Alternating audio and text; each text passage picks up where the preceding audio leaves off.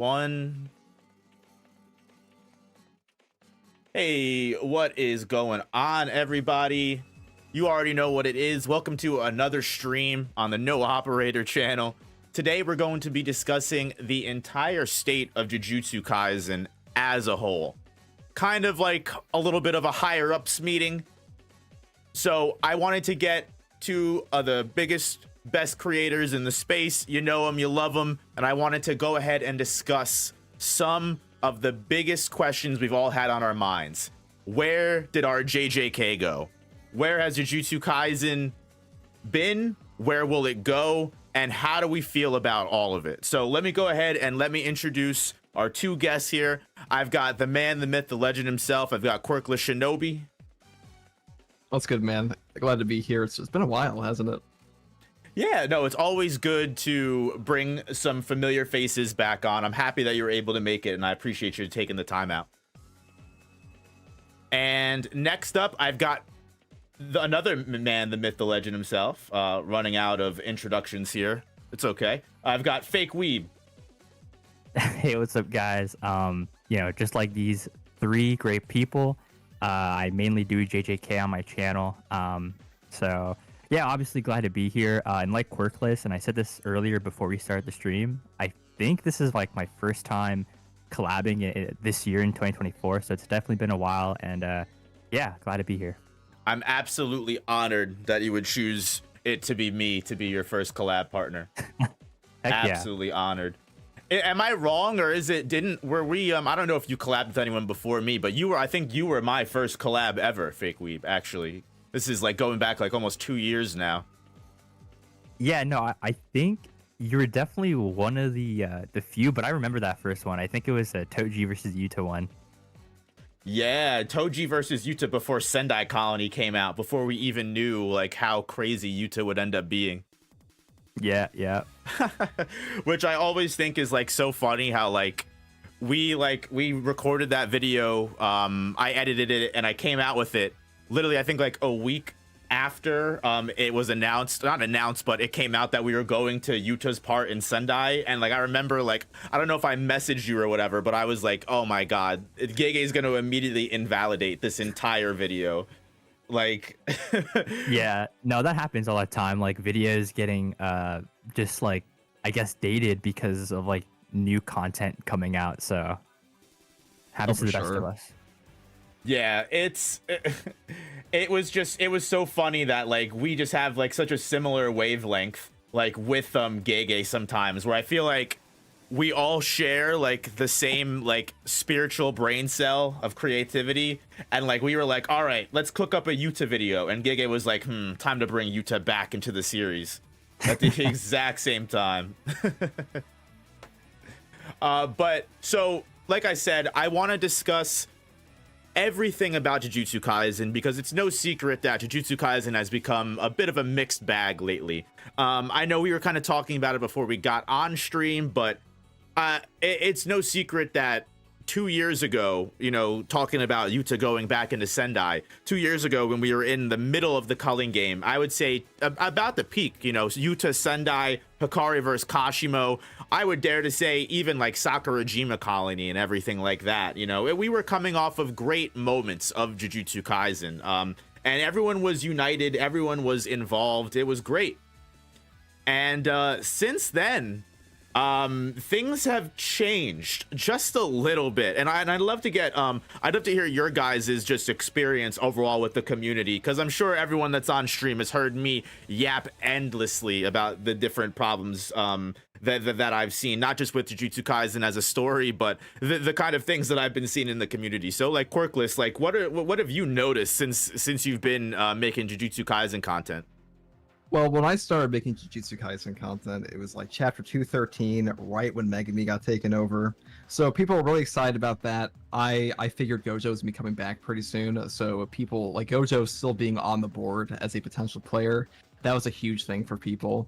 And the anime was coming up. So really 2023 was like the biggest year for Jujutsu Kaisen, and we didn't really know the result of Gojo versus Sukuna yet. And like, let's be honest, Gojo versus Sukuna was one of the biggest events we were ever going to see in the series. Oh yeah. And now that it's over, some people simply just want to see that. So if they think the story's boring after that, I can kind of understand them. And just in general, theories are coming to an end. A lot of these huge ideas of like, what's the Heian era going to be like? What's Kenjaku's real plan? They're kind of, they're having their finale, and Kenjaku's dead now. So it's kind of hard to have him do anything serious left in the story. Like there might be a plot reveal as to what his true plan was. But at the end of the day, if you were a huge fan of some of these characters like Gojo or Kenjaku, and them being removed now, the story might just be worse for you. And I see that reflected in a lot of the comments. Yeah, no, 100%. I completely agree. And Kenjaku is definitely a character that I want to discuss today, because that's going to be a major factor as to what's going on in the story of Jujutsu Kaisen today, and how people that's something that a lot of people are still kind of salty about. But I want to bring that same question over to Fake Weeb, because I know you cover the spoilers. You're probably one of the first people to drop the spoiler coverage and drop kind of coverage on Jujutsu Kaisen's story as a whole. And like, I'm really interested. You were even saying it before we got on stream. Like, I'm interested to see, since most of the community probably floods to you from the very beginning, you probably see a lot of people's first impressions of everything. So I'm really curious to see like your side of things and how your perspective on the community is from your point of view.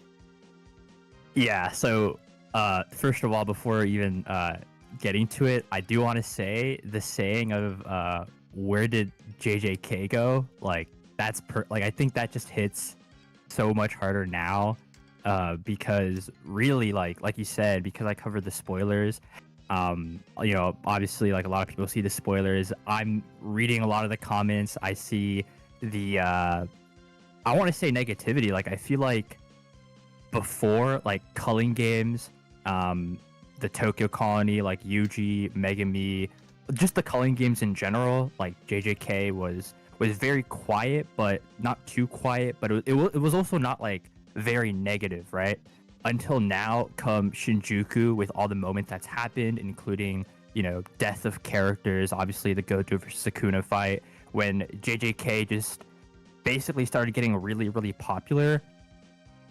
Obviously with popularity, there's going to be negativity, and you're going to see that a lot more. But I feel like the negativity in JJK is almost unjustified because of how popular the series has gotten. A lot of the, I would say, new viewers have, hopped on the bandwagon, and they don't really, I hate saying this, but like, I feel like they don't really read the chapter and like understand things. They just jump to conclusions very fast. Like, for example, and this is a very recent example, like in the latest 2 chapters, the cliffhanger when Yuta used Hollow Purple, like my top comments were like, oh my god, the story's getting unpredictable. We know what's gonna happen. Sukuna is not gonna get hit by this Hollow Purple. He's gonna make a binding vow to, escape or whatever. And I know, like, some people say it as a joke, but there's also some people who like use it as a criticism, saying the story really has just fallen off. And come chapter 263, that didn't happen, right? Like, Sukuna did make a binding vow. He did get hit by the Hollow Purple. And it just goes to show, like, I don't know. I feel like, again, I hate saying this, but I feel like people are really not reading the series, or it might be also just the week-to-week fatigue, as you kind of said even before we started the stream. Because recently I had reread JJK like a month ago, and there were certain things that were just further clarified to me and further understood that I didn't really catch on when I was reading it weekly. So bottom line is, I think before people should start like making criticisms of the story, or jump into conclusions, I think before doing that, you need to just you don't have to reread the entire series, but you can just reread Shinjuku, which is only like 30 chapters so far. So yeah, man, the community really has gone, I'd say, sporadic. 110%. Oh, go ahead. Oh, I was just going to say that I completely agree, Weeb, on that. And I think part of it's that leaks are huge in JJK, and leak coverage is often more viewed than the actual chapters are. Like, people take leak translations as gospel, and that's fine, and not everybody's super in-depth in the JJK. But some of the criticisms I see are like a misunderstanding of power systems, a misunderstanding of character motivations. And other ones like Binding Vows, I think that's pretty reasonable to get upset at. But I agree, some of it is like it's hard to remember every tiny detail, especially if you're not like super into the story or you're not just reading it over and over and over again. And Shinjuku especially is compounds on so much of the power system we've already seen. Yeah, it's just I want to like hone in on that completely because it's almost like people have like, I don't want to say short attention spans because that's mean, but people have like people are very quick to forget what just happened, and people are very quick to forget like there's still more to come. Like to talk about like what you said, like fake weeb first, like with the whole like the cliffhanger, and I'm so tired of this and the predictability. That's something that like I've even talked about on my stream a little bit, where the one thing I want to say is like I definitely agree. I think jumping to conclusions is crazy, which is kind of the whole point of what I want to say. But I will admit, and I've even said that I feel like the way that Gege does things, where it's a cliffhanger after cliffhanger after cliffhanger, I feel like I can see the fatigue in that. I've even brought up the idea that like, what if Gege showed what, like, let's say Yuta fired the Hollow Purple and then the chapter ended on Sukuna surviving. Like I even said that, you know, what if like Gojo's death, for example, what if Gojo wins and then the world bisecting cleave going off is like the final panel of the chapter, and then the cliffhanger, quote unquote, is us, oh shit, he got out of this, oh shit, he did this, what are we gonna do next, as opposed to, is Sukuna gonna survive this, when it's like, okay, it's obvious Yuta's Hollow Purple isn't gonna survive this, why is this the cliffhanger? And now I'm not saying that's my gospel, but I'm curious as to how both of you guys would feel about that idea. Yeah, I mean, it's hard. Like, I think I personally see, because with me, I don't mind the week-to-week cliffhangers, like you said. It could get fatigued to everyone. So if they, I guess, showed the result at the end of the chapter instead of having it like ambiguous and then showing the result in the next chapter or the outcome in the next chapter, I guess that would help the fatigue, because people who want to get the conclusions right away, they would get that conclusion in that, like, same chapter. I feel like everyone's major complaint is we already know Sukuna's gonna survive this, right? We already know Sukuna's gonna do some shit to pull this. So maybe not letting the ending point of the cliffhanger being a question that we already know the answer to, right? Whether that be, the question is, Sukuna survived this, what are we gonna do next? You know what I mean?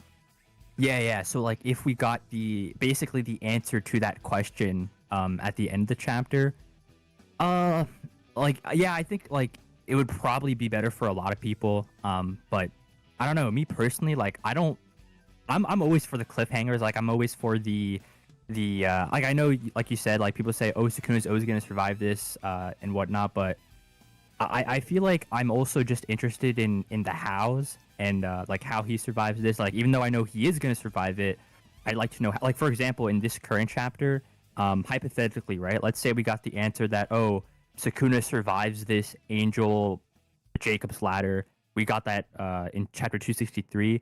I just feel like it doesn't hit as hard, because while we do get the answer, I feel like the cliffhanger just has that suspense, if that makes any sense. Oh, I agree. I think cliffhangers can add a lot to conversation around a series. And I also think it's just part of the medium, in that if you're having like a 20-page chapter, well, 19 pages, it's not like you're having an author release a whole volume at once, which is what a lot of stories, especially in the West, do. Like, you know, when you read a novel, you're getting the whole novel. So you don't have to deal with these like weekly cliffhangers. And at the end of the day, they're also trying to make money, and it's a weekly magazine. So if you're trying to sell your magazine, there's probably editors pushing for like, okay, you want to do this story? That's good. Have some cliffhangers in there so we have an easier time selling. Because I'd imagine if it wasn't helping sales, they probably wouldn't do it as often. I completely agree. I completely understand that. Yeah, I was just kind of curious what you guys think. It's funny that you say that, because again, take it with a grain of salt. Of course, I'm not saying that JJK is falling off. You know, of course, we're coming from one of the highest rated volumes with one of the biggest moments in the series to something that's a little bit slower that a lot of people didn't really like to begin with. But I'm not sure if either of you guys saw it, but apparently after volume 26, after Gojo died, going right into volume 27, the sales dipped 15%. But like also at the same time it's Takaba, so people didn't like that volume anyway, so that makes sense to me. Yeah, I hated that fight personally. Yeah, I'm not gonna lie, like when I did my reread of JJK and I try to read it and I binge as much as I can, like I thought that fight would be better for me, but it still was like not, it's definitely one of my least favorite, but that's also like this is kind of a side topic, but that's also because I guess that fight is not really supposed to appeal to the Western viewers, so it's like kind of understandable. Yeah, doesn't translate well. Yeah, Hey, look, exactly. I'm able to appreciate it. I'm a Takaba stan, but I know not everyone is as enlightened as I am. That's okay. That's fine. I'm just kidding. But so like overall, like I think some of the things that like I've heard some of you guys say is like just like people jumping the gun, which fake weeb you pointed in on, and I think it's even more telling in the chapter 262 when we had that split chapter where I noticed that a lot of people's complaints for that specific chapter were literally answered not even seconds later in the next half of the chapter, which was like, well, oh, why does Yuta not know all of Gojo's memories? Why is what was the other big complaint that everyone had? I remember everyone was complaining about Yuta not getting the memory download and everything like that. But long story short, like, and then literally right after that, we see that no, he didn't get the memory dump right away. It's something that he has to slowly funnel through as he's going on throughout the fight. And I do notice a lot of people jumping the gun where JJK's fallen off. Gege forgot how to write his characters. Gege doesn't understand the story beat, or Gege doesn't know where to go with this story beat. But I feel like the more Shinjuku Showdown has went on for, and the more small little flashbacks or subtle little nods or just extra details that Gege has added has proved everything in the exact opposite of that. If anything, I feel like this is just, everything's going exactly how Gege has envisioned it, and everything's going perfectly. I just feel like there's so many small details that have been added and we've gotten fed to us throughout the course of the Shinjuku Showdown, where it's like, oh, that adds so much more context to this part, that adds so much more context to this. Like, for example, to go back to 262, Inumaki putting Kerr's speech on the recording. That adds so much detail to that small little bit where Yuta and Inumaki are talking together, and Yuta says he needs Inumaki's help. And everyone was like, why did they have that conversation? Inumaki's not doing anything. 20-30 chapters later, here we are. We get the payoff for that. It's like I feel like people like you're saying are like they're not willing to wait, but at the same time we're rushing, but also at the same time we're slowing things down and we're making things go as long as it can. It's like there's no consistency almost. I'm glad you brought that up. Go ahead. Go, Weed. Thank you. Oh no, I mean I was just gonna add to. You go. Flip a fucking coin. I'll say this quickly, like to add on to Noop's point. Yeah, like I think people just really need to be patient. Like I get immediate reactions, but like again, just don't.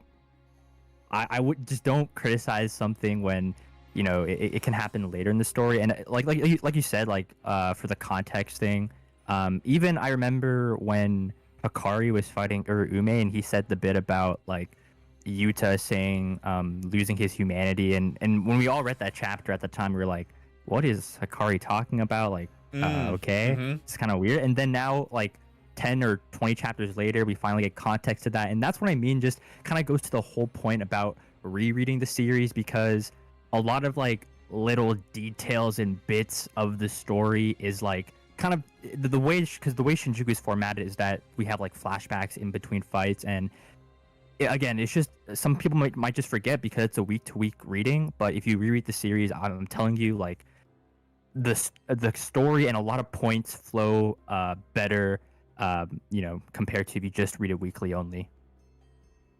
Definitely. My question would be, do you guys think it'd be better if we saw the full flashback conversations beforehand instead of how we're seeing them now, drip fed? Fake weeb, you can answer first. That's a good question. I feel like I don't know if it would be better or worse, but I kind of like how it is right now because it like okay, for example, to use the Hikari thing, like when he's fighting Uruume and he's talking about Yuta losing his humanity, if we got that whole conversation right now or in that chapter, it wouldn't really like the whole the whole Yuta going into Gojo's body thing wouldn't hit as hard because we already got that like explanation previously.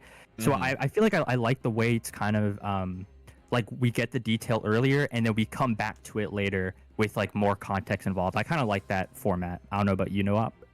I completely agree. I feel like it adds stakes to everything because we don't know what's going to happen next just as much as like someone like Sukuna wouldn't or any, you know what I mean? Like, I feel like if we listen to the entire plan, okay, we're going to lay this out here. This is everything we're going to do. And then we just watch everything play out. I feel like that would not be as exciting as, holy shit, you know, Yuta just jumped in and popped his domain, and oh my god, that was all a ploy for Maki to jump in and stab Sukuna with, and holy shit, now Miguel and LaRue are you know what I mean? Like, I feel like if we already knew all this stuff was gonna happen, there'd be no surprises. There'd be no I like the way that Gege does that. It's a double-edged sword, I should say, because I feel like with Gege, I enjoy his fish out of water writing in a sense that like we only know so much as certain characters do, but I also have criticism towards it because that's how we get such an amazing dense packed world like Jujutsu Kaisen and explore 10% of it in the actual series, and the rest of it is like hidden behind like the data book or Gege's imagination. So yeah, I definitely agree with both of you that I think it's better the way it is now. I think you could write it differently if you were to go back in time. But if we were sitting here for like a year and a half and waiting to see Angel show up, or could you imagine the response to people like Gojo dies and then everyone's gonna be waiting for Gojo to come back as Yuta or Yuta to come back as Gojo? Yeah. Oh my god, I'm just imagining it now. People would be like, oh my god, Gege's then people would literally say that Gege was taking his time, because think of all the chapters we get where like technically a major part of the plan isn't even happening. Like the characters are just trying to fight Sukuna long enough for that next stage of the plan to even occur.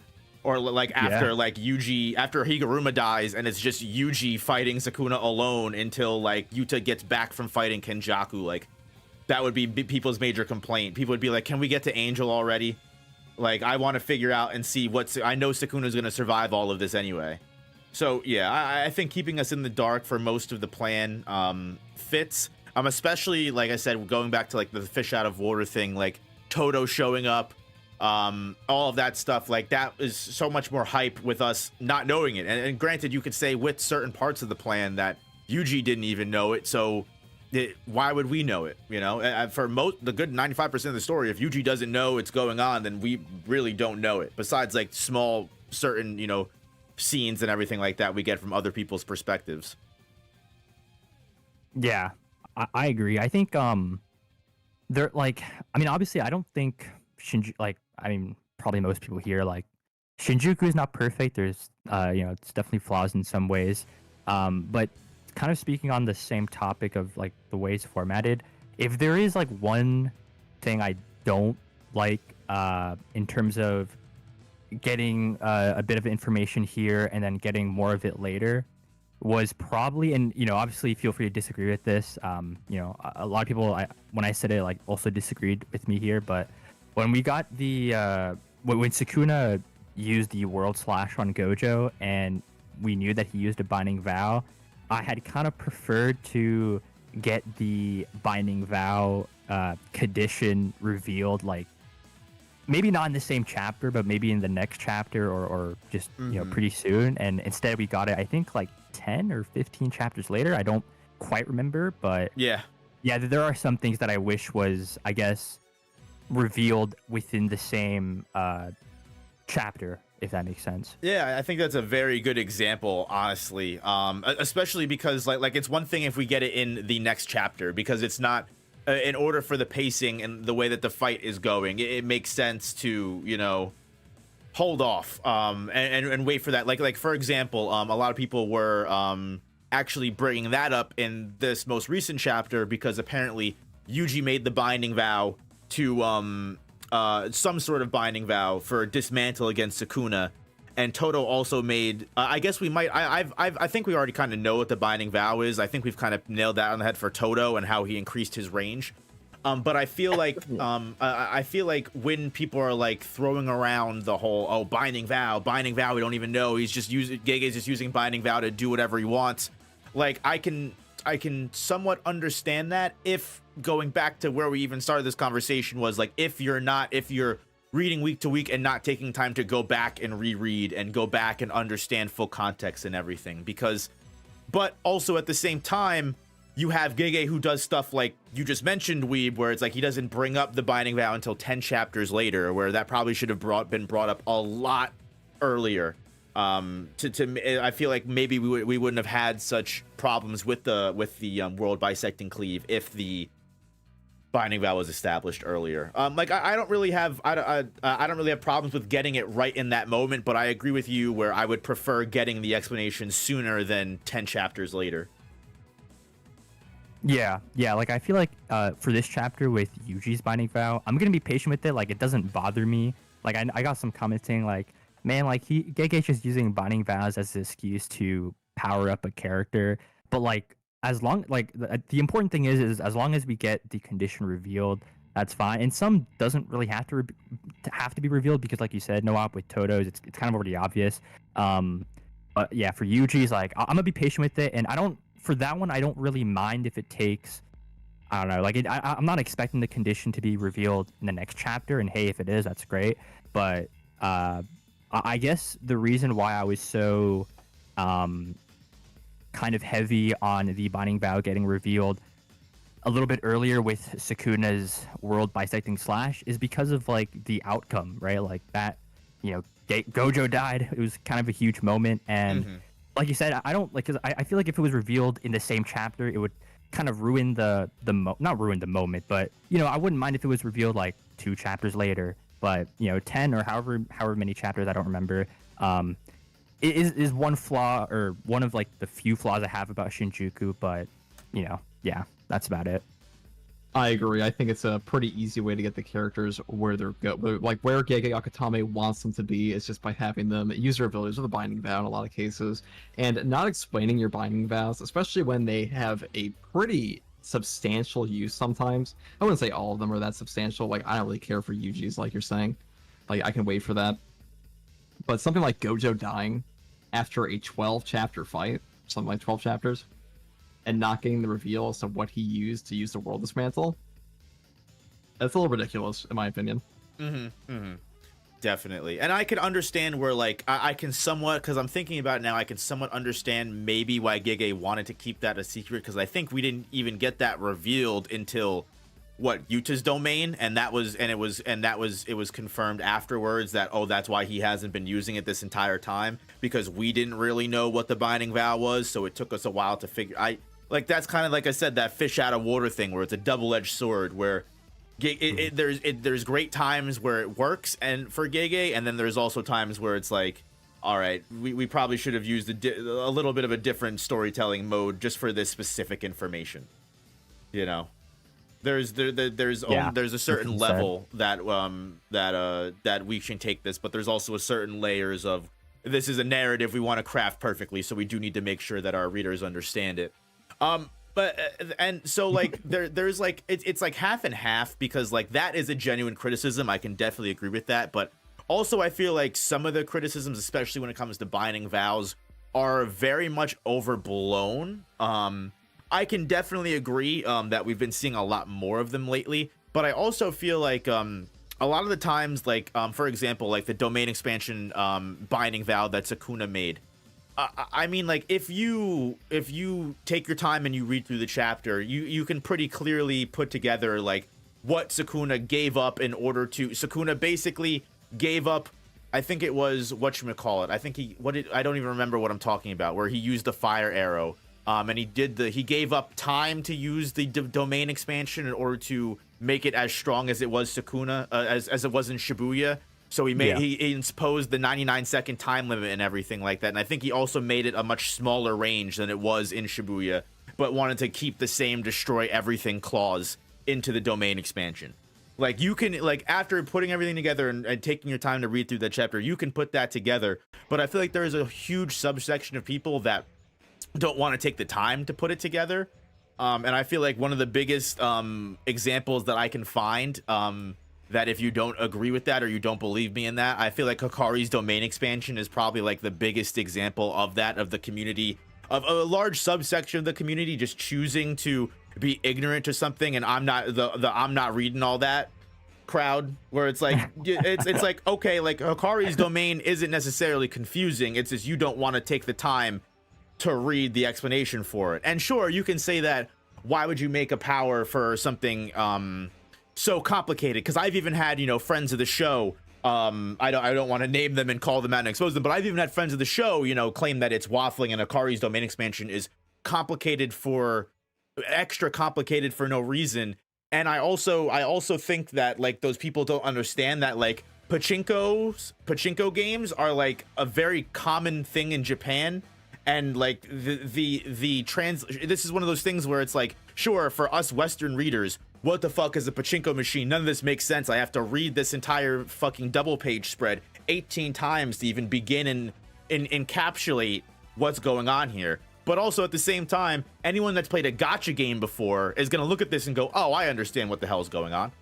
It's like, I understand there being like a little bit of a barrier to entry, but also at the same time, I don't have sympathy for like the people that like are just choosing to not take the time to understand it at the same time. It's it's specifically the I'm not reading all that crew. No, you're exactly right. Like, bro, you can't say, like, you can't criticize JJK if you're of the same crowd of I'm not reading all that, because like, it's not fair, right? And to even go back to your like Sukuna domain point, I remember that chapter 2, like, especially since I was like covering it weekly. I think it was chapter 258. Sorry, chapter 250. Yeah, chapter 258, when Sukuna used his domain, and then all it was said was that, oh, Sukuna used a binding vow, and then in the next chapter, it was then revealed to us what those binding vow conditions were. And that's like great, and I think some people, like, they probably just forget that, or like you said,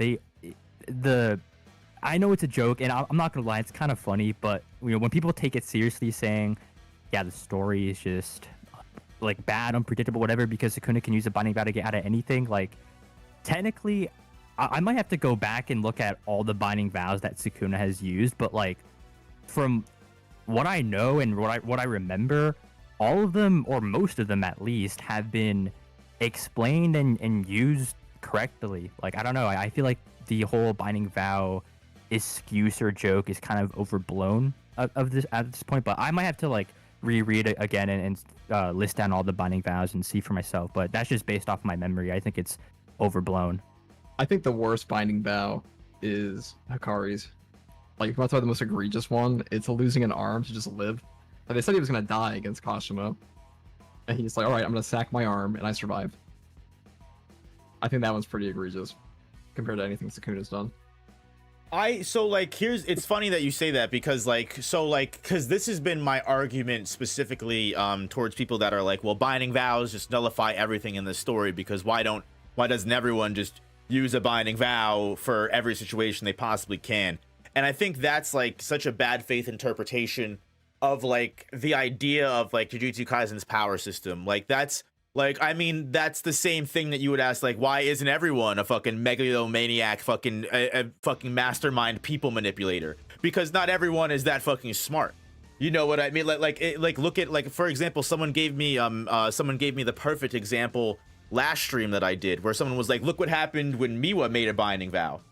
It went awful. She can literally never wield a sword again because she made a terrible exchange in the binding vow. It's one of those things where it's like, it also takes a level of intelligence to not only think of a binding vow that's going to not cost anything that's going to be fucking reprehensible, like losing your ability to use your signature weapon for the rest of your life, but also at the same time, one that makes enough sense that you can give up enough that you can accomplish what you want. Coming up with that while someone like fucking Gojo Satoru is flying at your face maximum speed with a fucking fist coming towards your between your eyes. Like being able to come up with something like that on the fly, or like for example the Hikari thing that you just said, I'm actually genuinely okay with that binding vow, because I think the cost of getting rid of his Hikari's whole thing of domain expansion, which is basically the only reason why Hikari was surviving in that fight to begin with. Hikari basically lost. If Kashimo was still willing to throw hands after that, Hikari basically threw the fight. So like I don't know. I understand. I understand what you're saying, but like yeah, like I think binding vows as a whole, I think they make sense, and I think there's a reason why not everyone is using a binding vow from the very beginning of the series. I think you can say the same thing with like why everyone's not using incantations from the very beginning of the series, and why Gojo versus Sukuna, or I guess you could even say Angel using Jacob's Ladder back in the day, is like the first instance of people using incantations. Like, why doesn't everyone use incantations? Because not everyone understands what they even are. You know, Gojo is one of the lucky people that has had an entire blueprint of his entire clan's history and the curse technique of Limitless and the Six Eyes to base all of his training around. Whereas someone like, let's say, Hikari learned his curse technique off of birth, and sure, you could say, oh, well, he should have an incantation. Sure, but like, he either is probably going to have to make his own, or figure it out later in life when he, you know, gets that part of the curse technique and he figures it out, like when you learned your Zanpakuto's Toes name or whatever in Bleach. You know, there's like, I don't know. I feel like I've yapped out of what I was mainly the topic that I was mainly getting at, but overall, like, yeah. No, I agree. Well, I mean, I agree to some degree with that. Sorry, go ahead. I was just saying, my only problem is I personally don't like I live buttons. Like, you're gonna have a binding vow. I don't like the idea of I would have died, but I don't, because this happens. I just sacrifice a part of me instead. I guess that makes sense. I can feel that. Yeah, I was gonna say, like, I do like Noam's point about how, like, obviously, you know, the difference between Miwa's binding vow and Sukuna's binding vow is that they're two characters that are just so different in levels of Jujutsu. So the reason why a lot of Sukuna's binding vows seem more beneficial than whatever he loses is because in the moment, like, you know, like, okay, actually, to use like Miwa for an example, right? Like, she's very weak. She sacrificed to never use the sword again in expense for like a huge boost in power. But because Miwa's like base is so weak, then even her getting a huge boost in power to someone like Kenjaku is just, you know, not very smart. And she obviously got like thwarted her away her sword. So yeah, I mean, I like what Noop was saying. Like, I think not anyone can use binding vows. You really have to be smart with it, and it would look like you gain more than you lost depending on the situation and depending on like you know, how intellectual you make your binding vow. So we have a dono here. Appreciate you, Yokai Gatha, basically commenting on the situation. Nen vows were explained early and with depth when Kurapika made his ability. Binding vows are barely explained and raise more questions. Nothing wrong with having a vague magic system, but binding vows vagueness allow for convenience, which feels bad compared to how Nen vows are used. I can definitely, because like Hunter x Hunter is a great example of like having something similar to like contracts, as opposed to like the binding vow situation, and where every Nen contract that's made is explained what a person is like Kurapika specifically, his Nen contract, if he goes against it, he dies. For binding vows, still to this day, chapter 263, we still have no idea what binding vows are, what going against your binding vow and defying your binding vow is. Obviously, we know if you use a binding vow for yourself, like if Nanami was to do overtime and he tried to activate overtime before it was overtime, he just wouldn't get the power boost. Oh well, wah. He doesn't fucking drop dead and croak. Whereas like making a binding vow with someone else, we still don't know what the downside of that is. Is it death? Apparently it's a fate worse than death. What the hell does that mean? I a lot of vagueness that's involved with binding vows that I can definitely understand having an issue with it. But I will also say at the same time, we also exist in a day and age where Hunter x Hunter spoilers mute if you do not want Hunter x Hunter spoilers. I'm putting my hands up where you see my hands. Do not unmute until you see my hands go down. But Hisoka also, you know, pulls some crazy Nen contract, and he's still alive to this day when he definitely should have been dead. And I don't really know what the cost of that Nen contract was, other than him setting it up before he died. So I can also like even in Hunter x Hunter, there are Nen contracts that are like, okay, buddy, if you say so. But you know, that's, I guess, up to everyone's interpretation. Okay, hands are down. Yeah, this is not a spoiler, but I'll agree. I think for the most part, I do like Nen contracts. Like, I'll say like a lot better, or just better than binding vows. But I don't think, you know, binding vows are as bad as some people make it out to be. But yeah, I do prefer Nen restrictions, just because, like Noab said, they're more kind of shown and explained, and we know what would happen if someone like goes against the Nen contract. Whereas, like Noab basically just said, with binding vows, we still don't know what happens. Fate worse than death. I hope we see what happens before.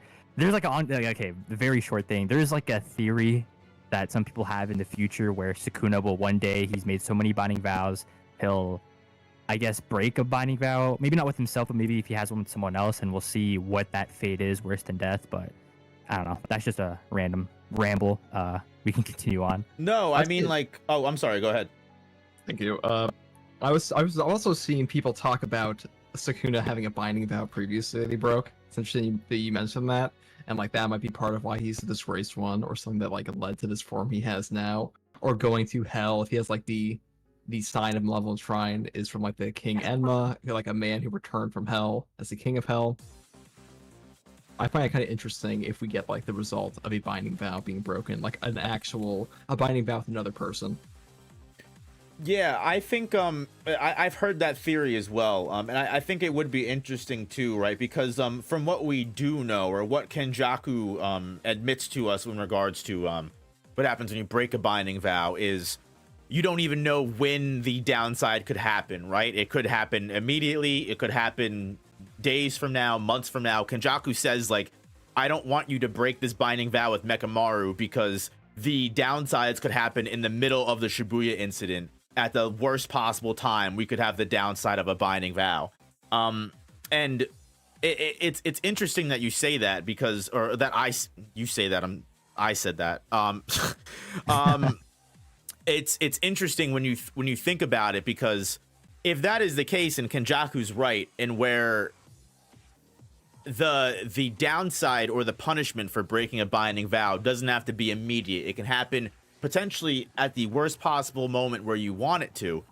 Who's to say that, you know, this whole entire segment of the story of Sukuna doing what he's done and taking over Megami and everything like that was all spring started off of Sukuna potentially taking the quote-unquote gamble of breaking the binding vow between him and Yuji, right? Of hurting Yuji, and him being like, oh, that fucking idiot, he didn't consider himself as a part of that binding vow. I'm square, I'm good to go.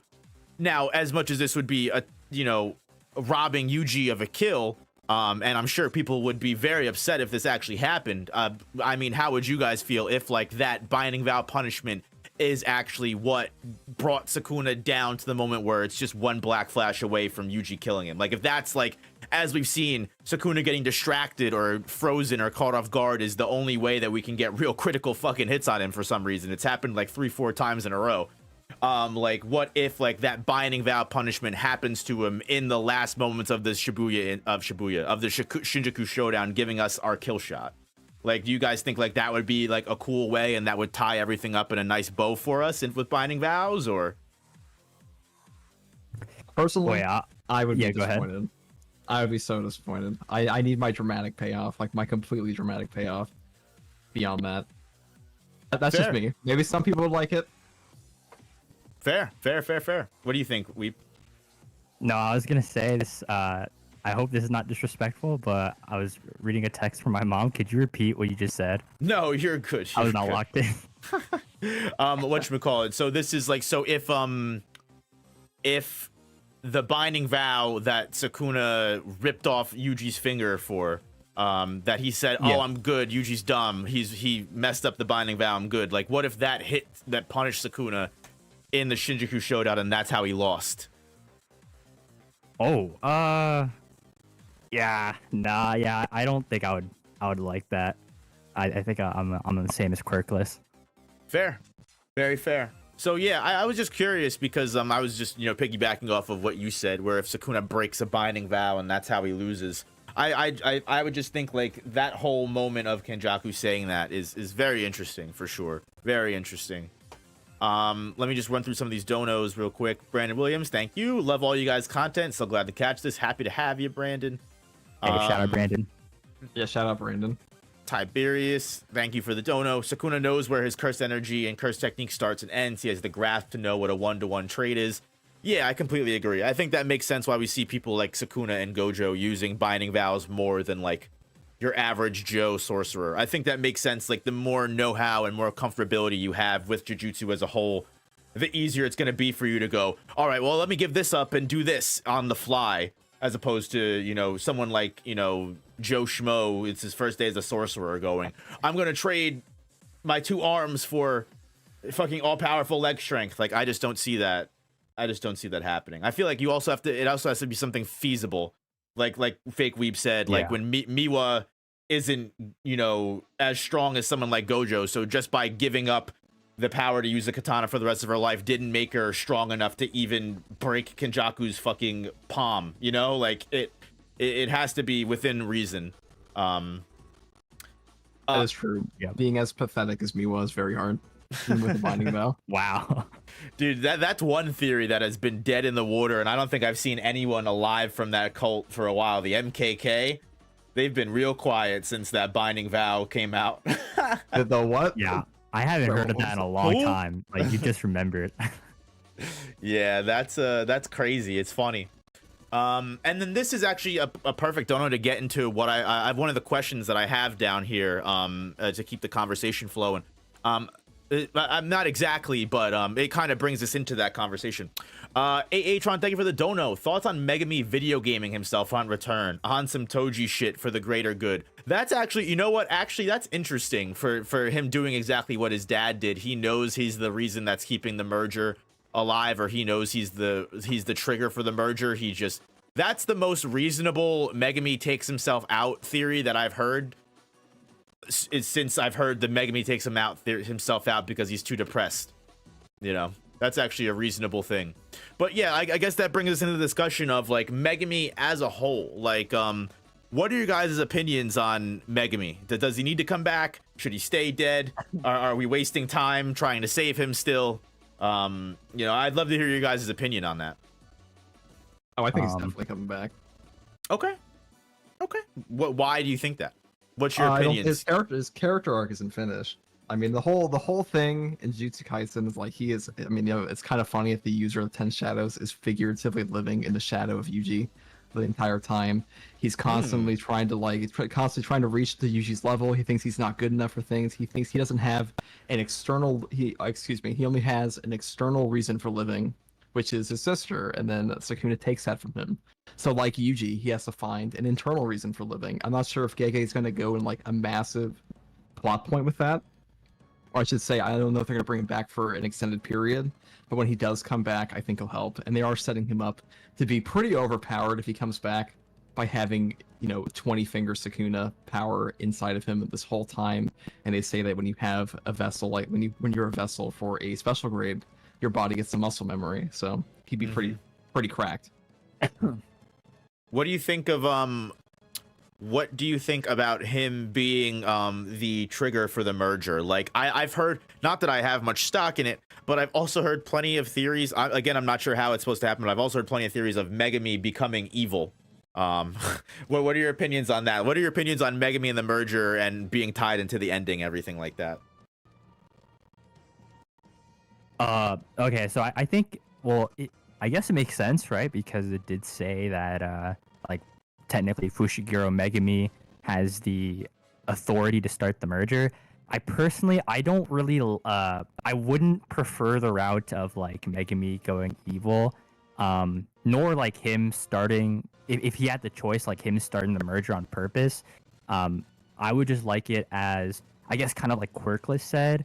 I feel like it just makes sense to just save Megumi and get him back and get him to return, you know, like, because technically I feel like if he doesn't return, you know, which was the entire crew's plan to save Megumi, I feel like that could probably hinder even Yuji's character, like, because, you know, in the beginning it was like Megumi saving Yuji from, you know, telling Gojo to not execute him, and then, you know, in the Culling games when he said to Yuji like, now you gotta save me or something along those lines, I forgot, and just kind of, it's kind of ironic, you know, like now we're at the end of the story compared to the beginning of the story, and now Yuji has to save Megumi, kind of return the favor. So yeah, I mean, I obviously I would still hope and would like to have the merger happening, and we could probably talk about that later, but I wouldn't want it to be because, I don't know, Megumi starts it on his own decision and he turns evil. I would like to hope it starts because of something else, maybe because Sukuna still has the authority and starts on his own. Mm-hmm.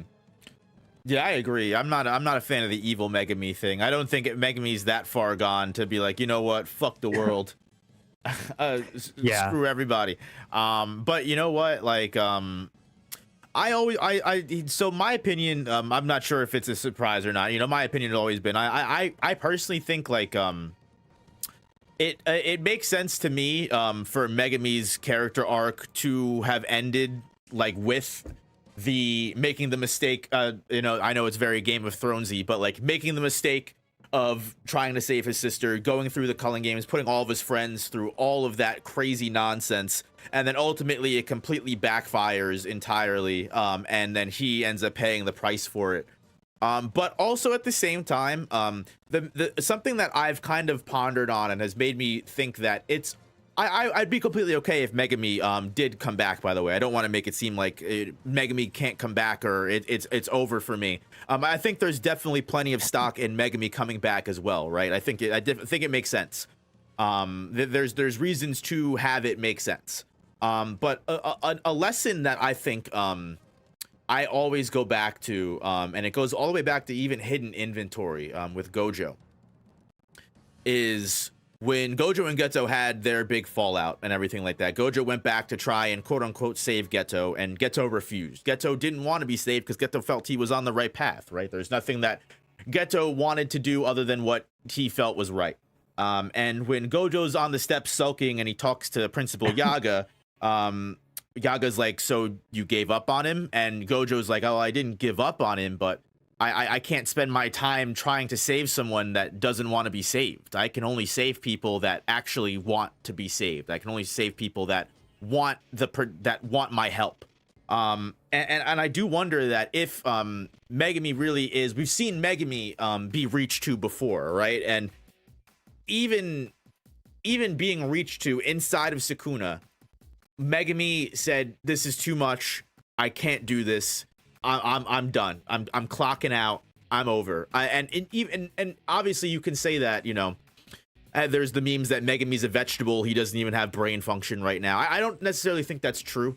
I don't think Megumi's going to come back as a vegetable. I also don't think if we talk to Megumi soul-wise, he's a vegetable. I'm going to imagine that Megumi is quite aware if we've reached to him and he's telling Yuji, I can't take it anymore. I'm done. That he knows that by not waking up, you could also say that I'm wrong.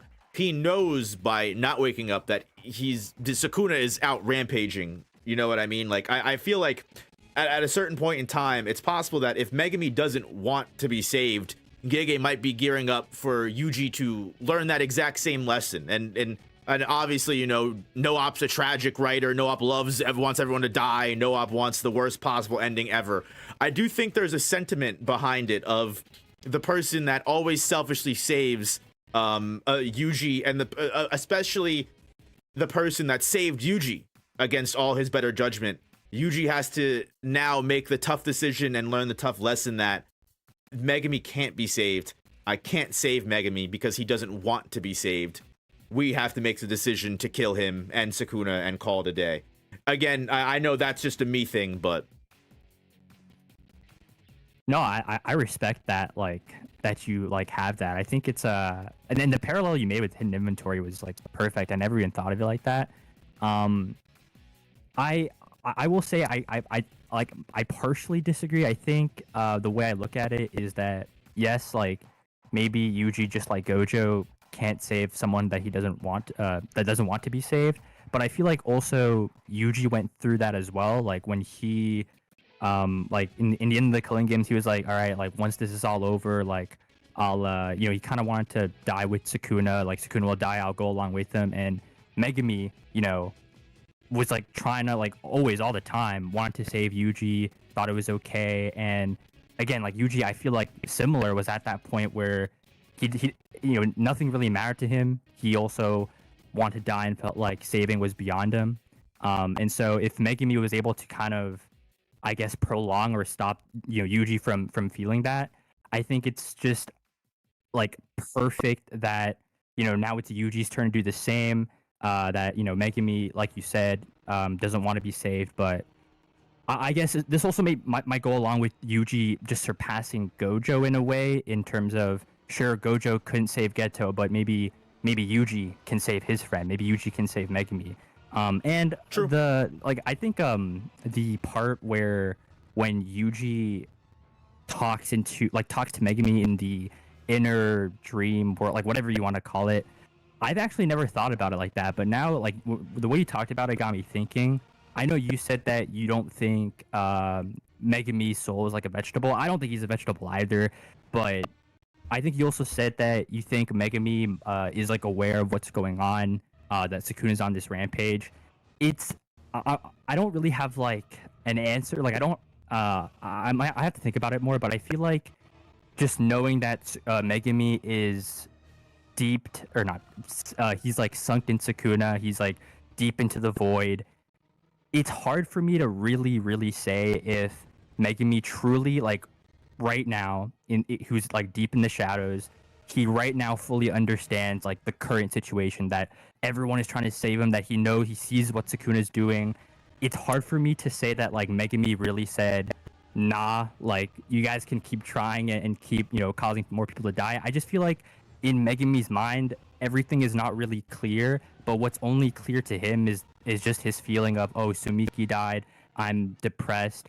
I wouldn't say, in my opinion, that he's like fully aware of everything going on. But again, I could be wrong. Maybe eventually, if and when he does come out, he'll be like, I'm sorry, I knew what was happening, and it was like my own fault, my own selfishness. You know, who knows? Sorry I let half of you guys die. My bad. I was a little sad.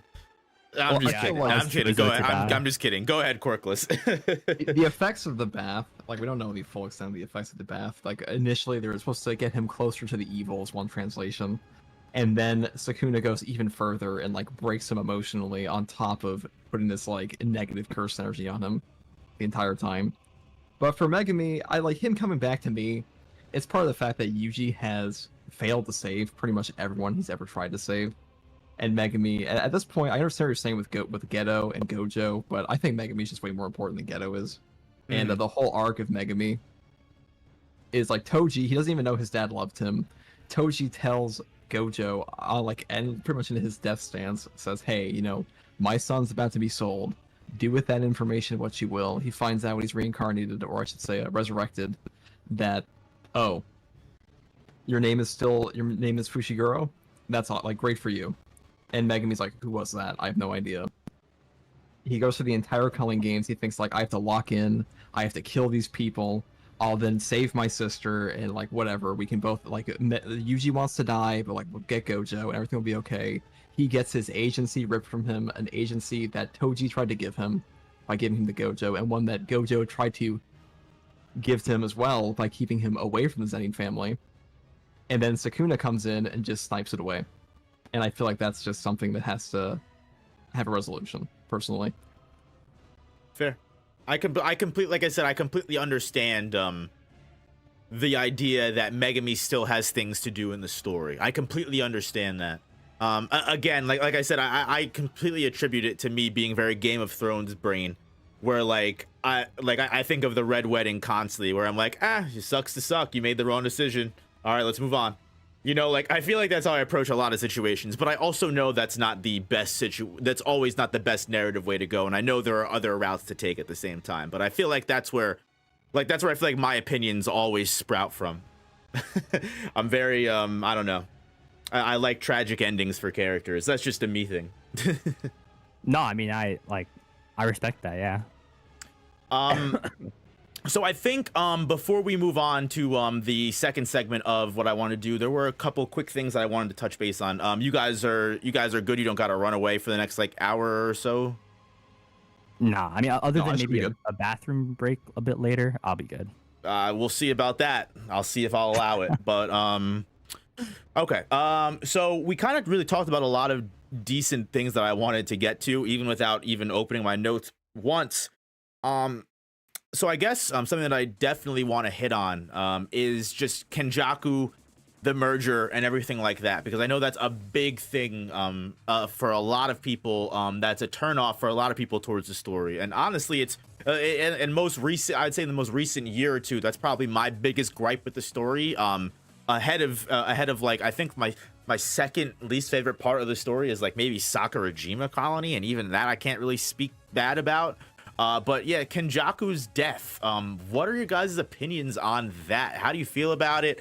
Was it could have been done better? Are you okay with it? Do you think we'll get more later? I'm just genuinely curious, like just get like a soundbite from you guys on any of that. Like, what do you think, Quirkless? I personally never cared about Kenjaku that much. I always thought he was like a stepping stone villain to get this Kuna, which it turns out looks like that's exactly what he was.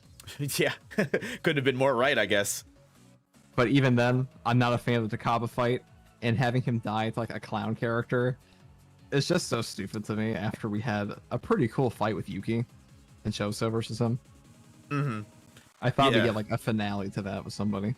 Takaba being the end to one of the major antagonists of the series is definitely a bold choice on Gege's part, narrative wise. I'll definitely admit that as a stan of the Takaba of Takaba and Takaba fight as a whole. Definitely a choice. Yeah, like I'm on the same page. I feel like obviously like I guess like narratively it makes sense in a way where okay, Kenjaku's like this guy who's lived 1,000 years.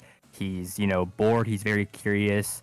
And then, at his end, he fights and meets someone, Takaba, who's, we all know what type of character Takaba is. Very comedic, very unique. Just like a perfect, I guess, match or duel to have Kenjaku go up against. But I also just feel like even though the themes are there, I feel like the execution was just poor in my opinion. Like I get Takaba has like the characteristics to match Kenjaku, but I feel like Takaba at that point in time wasn't really built up to be this character who can take down one of the major villains in the series. And I know like I talked about this before with I think when I live stream or someone, I don't know, but like some people said, oh, it's ironic how this person who has been planning for thousands of years and has basically built up all the setups in JJK and he dies like immediately. It's kind of ironic how that works, but even though it's ironic, I still just, I don't know, I can't get behind it. Like it leaves a sour taste. Like, I don't know, I might have to maybe reread like the entire like Kenjaku's story again to really get behind my feelings. But for right now, and from what I remember, yeah, it was a disappointing death. And even if we did get like hopefully, because I'd still like for this to happen, a backstory or flashback revolving around Kenjaku's origins, that would be cool and definitely add more to his character. But I don't think that would really fix his death. But again, that like I know some people liked his death, and I've seen analysis on it that people saying like it makes sense, it's perfect. My opinion, I can't really get behind it. I think you hit a very good point on like a character who spent thousands of years, has prolonged his life for a millennia at this point, has done all of this time and time again, apparently has tried this, has failed, tried it again, failed. This is like his third or fourth attempt at doing this, and it's all going so well. For a man that spent his whole life trying to do this one thing and then dying before it gets to happen, and then going, oh well, you know, it is what it is. I won't get to see it. I feel like that's the craziest thing of all, where it's like, I feel like I'd be pissed. Be like, bro, what the fuck? I spent so much time doing this. What do you mean I'm gonna die before this? This isn't cool, actually. I'm not okay with this. Like, I feel like it's definitely interesting, whereas, like, if we do get story later, I see a lot of people mentioning that, you know, it's possible he could still come back as, like, the merger, or still have something to do with the merger. I've even seen theories that he has another body lying around, or his technique immediately reroutes him to the previous body when he dies, and now we're gonna have Kaori Itadori come back. I've seen bunches of different theories and everything like that. And ultimately, I think the reason why there's so many different theories and why there's so much conversation, discussion around it specifically, is because ultimately it really was, at least for me, it was a missed fire. Corkless, you're actually not the first person to tell me that, like, you know, I figured Kenjaku would be a stepping stone the entire time. I've even also seen recent controversy on Twitter of people mentioning that, like, oh, you know, the merger doesn't need to happen at all. The merger was never important. If the merger doesn't happen, it is what it is. I'll still be happy with Jujutsu Kaisen. And I feel like maybe this is for me because I'm someone who had a little bit more stock in Kenjaku. As someone who always thought that Sukuna was the stepping stone to Kenjaku, the exact vice versa. It is interesting. It is interesting to see someone who you think is the main villain, and who realistically, at the end of the day, I've always said that as much as a relationship Sukuna shares with Yuji, and as much as the story started off as Yuji, you know, finding the Sukuna fingers and getting executed to stop Sukuna, narratively, plot-wise, the person who has always pulled the strings, who has shifted things forward, who has changed the scenario and has done the biggest twist in the story, has always been Kenjaku, in my opinion. I felt like he's always been the main villain, whereas Sukuna has been a great force of nature for Yuji to overcome, right? But I don't know if I've always felt him as final villain material. But I will say I do agree with you in a sense that from the very beginning of what you said, I think it's definitely it's interesting choice to have Takaba take out a villain of Kenjaku's standards regardless. I think that if anything, a fight like if Yuta pulled up on Kenjaku when he was weak, and Takaba completely like removed Kenjaku's access to his domain expansion, or restricted Kenjaku's power so Yuta could have a follow-up fight with Kenjaku that would put Yuta at an advantage, I feel like that would have been much more satisfying than just having Yuta trick shot him from behind and, you know, backstab him and Kenjaku's dead. Or even if, like, there was always theories of Kenjaku not being dead until you took out all the curse spirits. I feel like even Yuta and supposedly Rika fighting all of the curse spirits that were released from Kenjaku's corpse was like brushed over very quickly. I feel like even having a chapter dedicated to Yuta having to fight off the repercussions of killing Kenjaku would have been more satisfying than what we got. I will say I still think Kenjaku is going to be relevant. I think we're going to get a reveal as to like what he was planning. For a long time, like, I don't hate Kenjaku. I just think the events, the people around Kenjaku in his past, and the events surrounding Kenjaku in the past are more interesting than the events Kenjaku actually does in the main series, like throughout most of the series. And I agree with you that he moves the plot along more than Sukuna does, but Sukuna, Yuji, and Megumi, they're like the heart of the cards in Jujutsu Kaisen, which is why I always expected them to be at the end. I love that. That's funny. I actually want to talk about if we could, like, maybe the merger point. Yeah. I don't remember.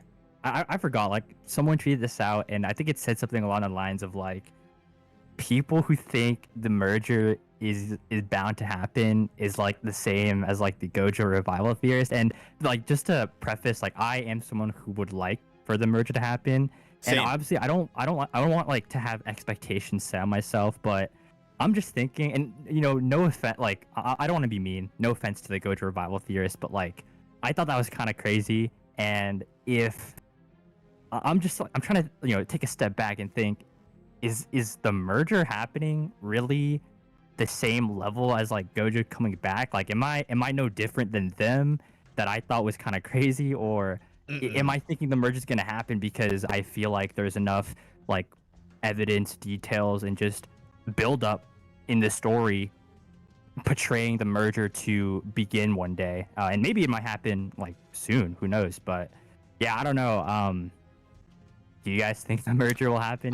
And your thoughts? I hope the merger happens. I'm in the same camp as you, where I feel like, I mean, like, again, this might stem from my feelings on Kenjaku, but I feel like the Shibuya incident, every Sealing Gojo, every plot point that we've actually dealt with up to this point, apparently even Yuji eating Sakuna's finger in the first place and Sakuna being revived, is all a matter of Kenjaku's machinations and the different things that he had moving on, all to create the merger. So personally, I feel like that'd be crazy for the reason why Jujutsu Kaisen even happened in the first place, for us to just never get that. I now that I'm even saying it, I can see the subtle beauty in that. At the same time, like, I can also see the perspective of like, wow, none of that mattered at all. Really, it was the Jujutsu Kaisen that we made along the way.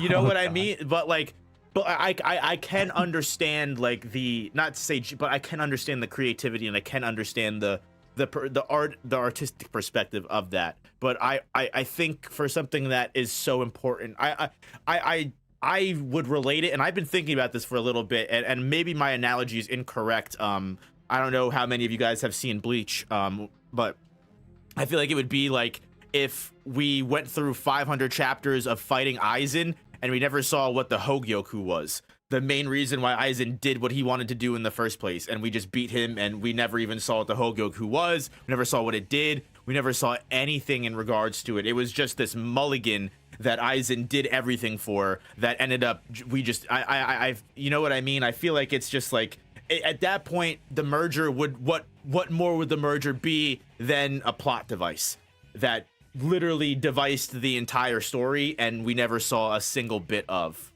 Yeah, like Jesse just said in chat, it'd be like if AOT never showed the rumbling. Do you know what I mean? It'd be like this big thing that we're gearing up towards, and then, sorry guys, we stopped it. We stopped, we saved the rumbling, we didn't have to do it. Actually, we all agreed and we lived in world peace. I don't know if maybe that's the same thing to the same degree. I don't know if you guys agree. I don't know if Quirkless has had his chance to speak, but yeah, I think the merger is very important to the story. I would be genuinely, if we don't get the merger, especially if we don't get like I still think we need more context as to why Kenjaku even made Yuji. Like, what the fuck was the point of that? I understand you wanted to do, but why? What was the point of this? Why is Yuji also the eye of the storm? Is he going to have something to do with the merger? Is there another secondary plan that we don't know about? Which I feel like all goes into Kenjaku went so soon, and there are still so many questions I have about Kenjaku that at this point are kind of up in the air as if we'll get the answers or not. I think the merger is definitely happening, personally. I think the merger itself and the way they've set it up is like, oh, you just merge Japan and some big curse monster comes out. I think that might be bullshit, personally. Yeah, like, it might not happen in the way that we expect. Like, you know, there might be like a plot twist in again, if it happens. Another thing too, like, I saw someone said this in chat, like, you know, like if the merger happens as described, where it merges with like everyone in Japan, the only, like, I guess, thing that I'm kind of iffy about is that obviously, like, JJK is a Shonen Jump manga.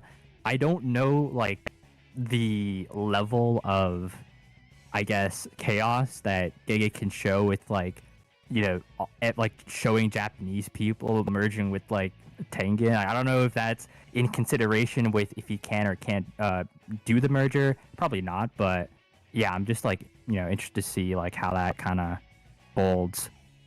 Yeah, I could definitely see. I could definitely understand that. Because you also have, like, I think of like Chainsaw Man with what they get away with, but I also remember that, like, Chainsaw Man is like a very specific case in Shonen Jump. And I also think of like My Hero Academia, where like wasn't there like a major plot point or like a major character whose name like referenced something, and they were like, nah, change that shit immediately, take it out of your story, or something like. Yeah, I like, don't remember exactly. That controversy.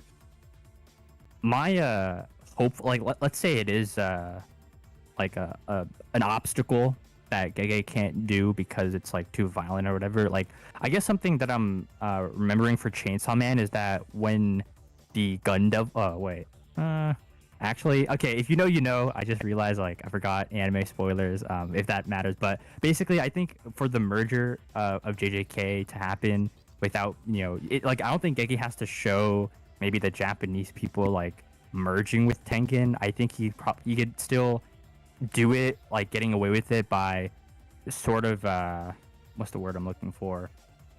Like censoring it a bit, or just not showing too much of the process of merging, but just show like the big monster altogether, and then boom, have whatever, however the merger plotline happens, if we're fighting this thing, if we're not, yeah. But okay, bottom line is I just hope the merger does indeed happen.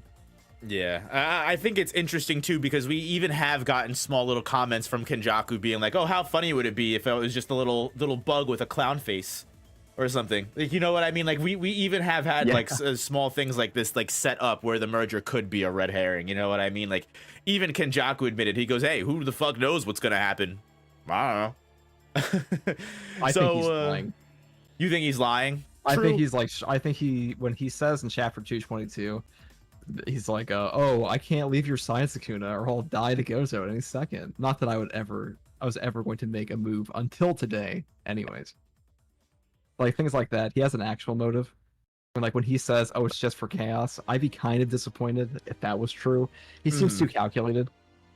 Like I'm sure he has like, this part of him that's curious what will happen because he's never seen it before.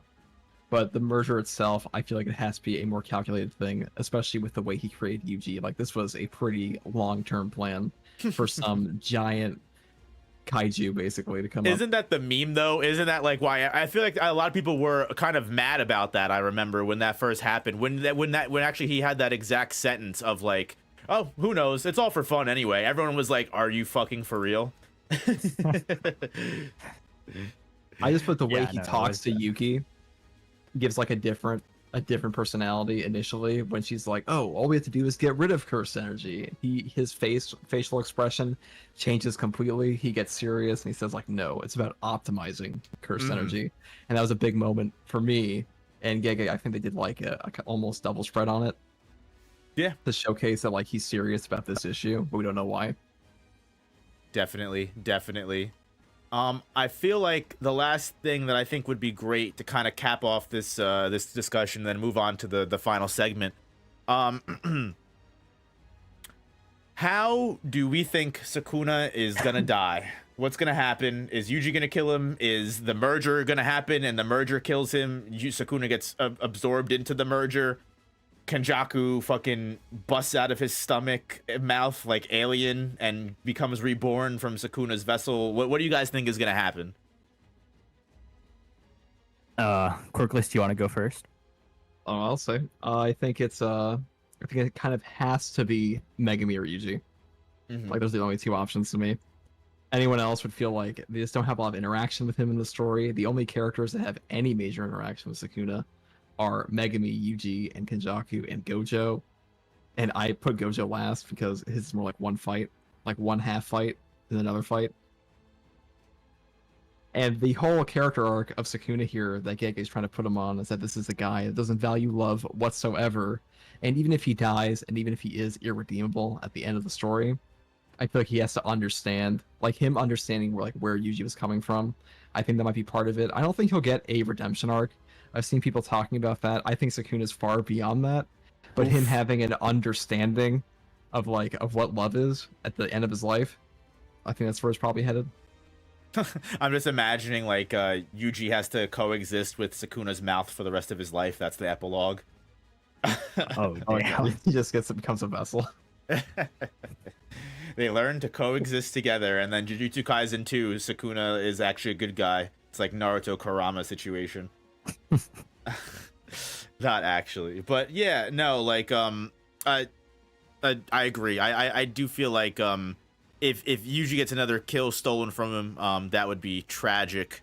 I do think it's interesting to the whole idea of like the merger getting summoned, and then the merger is like even crazier than what Sukuna could have even imagined, and he just gets like swallowed in the chaos or whatever, and that's how he goes. But I could also understand people being very upset about that, but I also can understand that's also how Mahito went out at the same time. Yuji got fucking cucked on that kill. But you know what, I mean, it's there's a bunch of different ways that could be said. What do you think, Weep?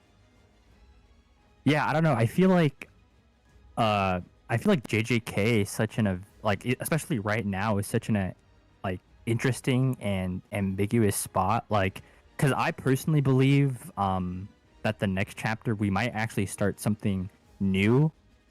So in terms of like how Sukuna might die, I feel like the line of events that could possibly play out is that first the merger happens. Sukuna is elsewhere, or maybe he's on the same battlefield. I don't know, but maybe after the merger is defeated or whatever, and everyone's injured, kind of like Quirkless said, I would hope for, in some sort of way, a scenario where I would actually hope for Yuji and Megumi, the duo, reuniting to fight Sukuna, but like at the end of the fight, it would be Yuji getting the very, very last finishing blow. In some sort of way. I can't really like explain that situation in like concrete detail, but just that's just kind of my imagination of what could possibly happen. Yeah, I mean, I've always said time and time again, I would love the heavy hitters fighting Sukuna on the outside, while like Yuji and Megumi are fighting Sukuna on like the inner soul plane. Like that's that like fucking that like mental domain that like we went back to in the very beginning of the series when like Yuji and Sukuna first made like the Enchain vow. Like I would love to see like Megumi and Yuji fighting Sukuna, finishing off internally, while like the heavy hitters fight him on the outside, and they get like it's one of those things where like they get the killing blow at the same time, as cliche as possible. But fuck it, I love that shit. Yeah, man, it's like Naruto with Naruto, Sasuke, and Sakura with that like punch on Kaguya. Yeah, I mean, I'd love that too. I'm a sucker for those. It might sound cliche, but it hits. It does hit. It does a hit. double Black Flash. Yeah, I don't think there's anything wrong with tropes like that, especially in Shonen Jump. I mean, that's where they all started, really. Yeah, definitely. All right, well. That was like the state of Jujutsu Kaisen as a whole. We kind of talked about a lot of decent things in regards to just the Shinjuku Showdown, where we are, where we're at. I mean, we're on break week right now, so we're all suffering and waiting to see what the hell happens with this whole final, quote unquote, final plan. I feel like we've had a couple final plans so far, but maybe this is the one. This is the final one that gets it to us. I agree with you, Weeb, where I think we're kind of nearing the end. For me, as soon as I saw Toto, I knew we were I knew we had to be coming towards the end. Toto is a closer, if you know what I mean. Toto comes in at the closing section. He came in at the end, well, not necessarily the end of the exchange event, but he helped Yuji against Hanami at the end. He helped Yuji against Mahito at the very end, and now he's coming in at the very end to help Yuji against Sukuna. It's fucking love it. Every time Toto's he's like on a screen, good indication of like a battle nearing its end soon, for sure. Next time he'll have 2 Viper slaps when he loses the right hand. So real quick, we're gonna transition into the next phase of the stream. But real quick, we got Tiberius. Anybody that don't know, Yuji wasn't there 1,000 years ago, though. Yuji's the lick back Sukuna will get. Sukuna ate his twin, and now his nephew will bring him down. Yeah, the Yuji Sukuna dynamic definitely needs to be solved between the two of them. I think it would be rough to steal 2 of Yuji's deserved kills. We've already stole 1. I know Gege's pretty heartless, but oof. So I thought it would be a lot of I thought it would be a lot of fun because we spent so much time talking about the Shinjuku Showdown and everything that's conspired on the outside, between the lines. I think we should go surface level as possible and really just get down to the nitty gritty and rank every single Sukuna backup plan that the anti-Sukuna squad has came up with. So I've got this tier list here. I made it myself. Don't make fun of me. But I think it's a great way for us to really figure out what these guys were cooking. I know Kusakabe is responsible for a pretty decent amount of these plans, but I think we'll start to find out, because towards the end, some of them are Yuta's plans. We're going to find out some of these plans were not created equally, definitely, for sure. But do you guys have any questions or any thoughts going forward before we just get right into it? Yes, actually, give me 1 minute. I'm gonna head to the bathroom. Maybe you and Chris can talk for a bit, and I'll join in later. Just a minute. I'll be back, boys. Yeah, go ahead. I'm here. Hello. Hello. Okay, so when we're talking about Shinjuku Showdown plans, I'll just get it right out of the way. That Higuruma got done the dirtiest. That's my opinion. I don't know where he's gonna wind up on this list, but like his was an S tier plan. Yeah, we're gonna definitely we're gonna go into it and see like maybe if they worked. I ultimately I just want to know what the heck some of these guys were cooking. Like if they thought a lot, if they put a lot of thought into it, if they didn't put a lot of thought into it. I definitely think some people weren't given as much love as they should have been. I think some plans should have been concocted differently. I mean, you've heard it already, I'm sure, of why the hell didn't Angel just jump in before, but I know Hikari's not on this list, but him being delegated to Urame squad. Oh my I mean, it's not God. really. It's basically a punishment at this point. Yeah, it is. I mean, I've said it time and time again. If Hikari loses this off-screen battle that's been going on for what I think almost 30 chapters now. If Hikari loses this, Hikari fans are done. They're never recovering. It's over. Urame just shows up with his head, and it's like it was kind of hard. You just never see it. It pulls a fucking Madara, just shows up with Hikari's corpse. That'd be awful. That'd be awful. I've said it time and time again. Gaara. I've said it time and time again. If we end up with Song of Ice and Fire, we're done. I am back, boys. That was quick. Yeah, had to. Yeah, I was gonna say something, but I was like, that might sound a bit weird. Oh God! All right, so let's get into it, guys. So first things first, let's not waste any time at all, and let's get right into it. I don't know if you would really consider it part of the anti-Sukuna squad plan, because it was kind of like the plan A, and then we get into all of the backup plans. So I don't know if you'd really count it, but I think it's a pretty easy one to rank. Plan A is going to be Gojo versus Sukuna. And I don't know about you guys if you have any doubts about that, but I think that's an obvious S tier to start, right? Just put Gojo up and have Gojo figure it out. I think that's a pretty valid idea. Yeah, slamming your strongest guy into him sounds like a good plan. Yeah, and like the result or the outcome, like because of Gojo, they're still able to fight Sukuna. So I mean, technically all these quote-unquote backup plans aren't successful, because a successful plan would be defeating Sukuna, but this is probably like, the most successful, if anything. But that, like you said, Nawab, I don't know if we would consider this quote-unquote like the backup anti-Sukuna squad plan, but yeah, S tier. I'll say it time and time again. I don't care what anyone thinks or says. There's so many people that will discount the Gojo versus Sukuna fight. They say Gojo versus Sukuna was pointless. It had no bearing on the overall Shinjuku Showdown as a whole. And I just want to remind everyone that if Gojo didn't bust Sukuna down all the way to like the barest bones of his Meg Kuna form, and we were still going up against Meg Kuna, we would be cooked, because once we actually finally got rid of Meg Kuna, he would just pop what seems to be like a sensu bean, just 100% back to full power in his new full power body. We would be screwed. Yeah, with the Maharaga, exactly. Like getting rid of Maharaga and getting Meg Kuna to regular full power Sukuna was one of the greatest things that could have ever happened, and I refuse to hear any Gojo slander in regards to that. Like Gojo put in the most work, and then after that, I'd say it's Yuji with his soul stuff. Oh 'Cause yeah, if they didn't have Yuji at this point, they'd be cooked. yeah, 110%. I don't even have that on here, but honestly, just Yuji as a whole would probably be an S tier plan as well. Just having Yuji have soul punches and just literally beating the brakes off of Sukuna until Megumi comes out.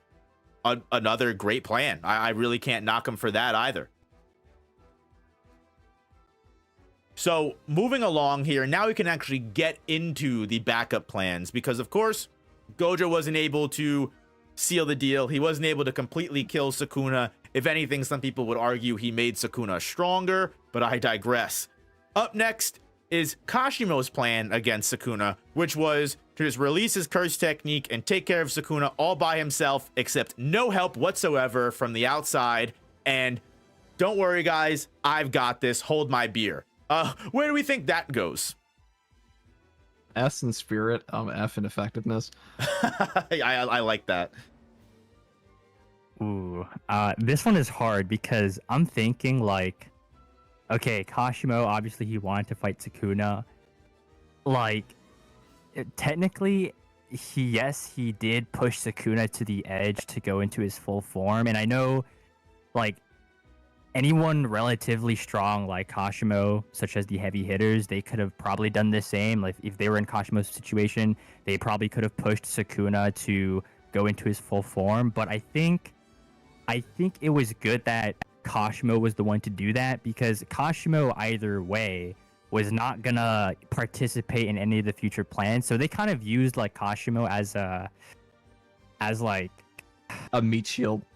yeah, like just a sacrificial guy. Like, let's be honest, bro. They knew he was gonna die. He did what he had to do, and if let's say Hikari was there, right? Like, they do not want Hikari to be there because while he probably could have pushed Sukuna to go in his full form, they don't want to risk Hikari dying since they need him for something else. But for Kashimo, like I said, he's not going to cooperate anyway. So I think his role, it's hard because I'm not sure how I would rank this.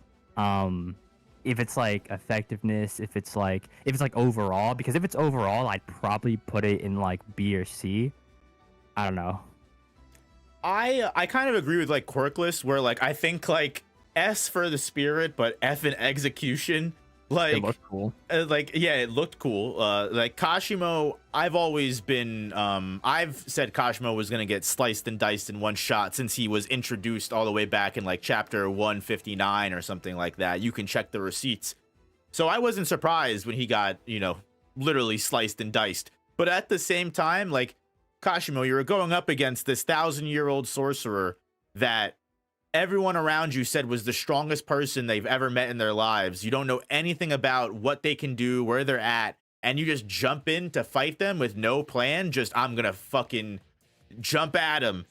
I don't know. I'm willing, but you know what? I will say at the same time, you know, he did give us full power Sukuna, but I also agree with what was said before, where was, I mean, I feel like he was gonna turn into full power Sukuna anyway, considering everyone was about to jump him afterwards. So like I feel like me, Quirkless, are F. What's your submission again? B? You know what? No, I think I'm like, I think I'll go with C. But since two of you guys voted F, we can go F. We'll go C. Because I'm a Kashimo stan. I'll go C. I'll give him that. He tried. I am also a Kashimo stan, but he died. He tried. You know, we got to give him his glaze somewhere. Now, up next is Higuruma and Yuji with the confiscation plan, that whether they got death penalty or not, which is what I'm sure they were going for, but just overall confiscating, dismantle, and trying that, which, as we know, when did that plan start? 240 something, 246, 248, and we are now 263, so didn't exactly work. Yeah. Okay, actually, I want to hear your guys' thoughts first, and then I'll say mine. What do you think about this, Quirkless? I know I said S earlier, but I'll give it A+, mainly because the only reason he got out of this is because he got a special curse tool dropped to him, and like the most convenient timing ever, like right before they showed up. Yeah, it was pretty bad, pretty bad. I think the Kamutoke is one of the most interesting curse tools in the entire world to me, because not only was it a lightning curse tool that was used to fight against Kashimo, the lightning user, it immediately was thrown away the moment that Higuruma came out. And conveniently enough, Higuruma's domain expansion had that one rule that we just weren't aware about of the curse tool, because of all the sorcerers that Higuruma killed in the culling game to get the 100 points that he had, none of them apparently had curse tools. Since we know Higuruma canonically just be popping domain off rip. So I don't know, but yeah, I feel like that plan, a good idea. That was definitely the best idea that they had. Notes for the future. I don't know if anyone agrees with this or if anyone can correct me, but I've always thought that why didn't they just have Maki miss invisible domain expansion, enter the domain while there's the no violence clause that no one can fight. Maki's immune to it and can just decapitate Sukuna right there. Has anyone answered that? Not gonna lie, I've never thought about it like that. It probably would work. The only I don't know, like just some maybe jujutsu law, like the only thing I can think of as to why it wouldn't work, maybe because since Sukuna is a target in the domain, then even if Maki, who obviously doesn't have curse energy, would be immune, could technically stab Sukuna. I feel like because Sukuna is already a target to the trial, it's hard to picture this, but like nothing would happen to him despite Maki actually slicing him off, if that makes sense. I don't know, but it probably could have worked. I never actually thought about that. I mean, at that point in time, Yuji and Yuta hadn't even put the hands on Sukuna, so his output was better, and we already saw him like blitz Maki, the Black Flash. 100%. Probably a lot worse at that point. 100%. I've also seen plenty of people say that the Executioner's Sword could have been used in so many different versions or so many different like places in the plan rather than right away. Like, also, I have to mention this. What are your guys' opinions on Sukuna just chopping the hand off that got stabbed by the Executioner's Sword? How valid do we think that is? I don't know. I thought that was pretty cool. Like, obviously he has fast reactions, so the way he just cut his own arm off, and then I don't know if like technically, I can't remember if this was like a discussion where, oh, even though he cut his own arm off, it should still technically affect him since it's like, his soul in his body. I don't know, but I thought that was pretty cool. I was like, oh shit, when that happened. He also kind of put himself in the position for that one. Yeah, very true. Very true. Very true. So yeah, what are we thinking? Corkless, you said A? I put A. I think it was a good plan. I think if Toto was present, it would have been the perfect plan. Just swap the stab with like his cut off hand into him. That's such a good point. Why didn't I understand we were saving Toto for the domain expansion, but I feel like if we can do 50 swaps in a second and not even Sukuna canonically is able to keep up with this, I feel like that would have been. They sent him to Kenjaku, unfortunately. Yeah. Wow. What do you think we? So, here's the thing. I really do like the plan. I think putting in A would be fair. However, I think at the same time, 100% it's better than Kashima's plan. But I think I'm gonna have to put it in B because while it is a very well thought of plan, they put a lot of effort into it. Like, even discussing it, they talked about like statute of limitations. They talked about the like very minute details of how Higuruma's technique worked. I love that. But at the end of the day, when it comes to the result, like you look at all the other backup plans that we have, and in some way, shape, or form, the result is that they've weakened Sukuna, whereas in here, Sukuna was not really weakened by the end. It's sad to say, like, don't get me wrong, I love the plan, but I think I'm gonna have to go B in terms of thinking about it overall. Yeah, I completely agree. I think if anything, I don't even know if this is possible, right? But I would have to imagine this because Higuruma calls the deadly sentencing on Yuji off during their fight, right? I feel like, couldn't they have practiced this? Right? Like, practice this domain expansion against someone, just be like, all right, let's just make sure this works, guys. But I don't know.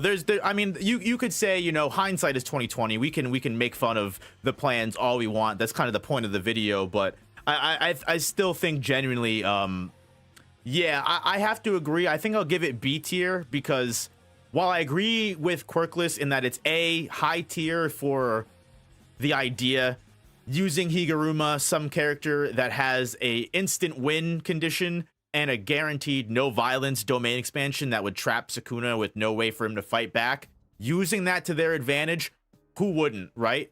However, just like the overall how badly it went about and didn't work, and immediately backfired on them, I think brings it down a tier for me. I would vote A, but I agree. I think I'll agree with Weeb. I'll put it down to a B. Because, like, yeah, I just feel like we could have used Executioner's Sword a lot of different ways. I think they did it too early.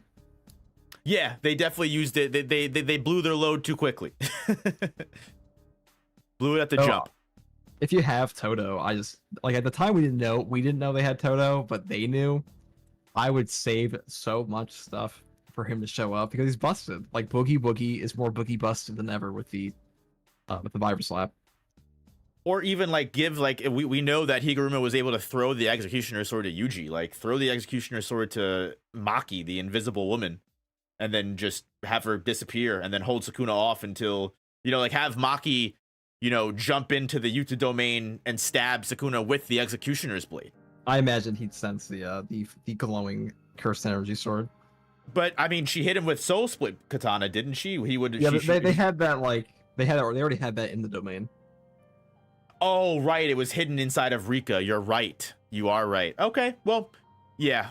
Either way, speaking of which, talking about Yuta's domain and everything like that, that's actually the next plan we have on the board, which is Yuta's domain expansion.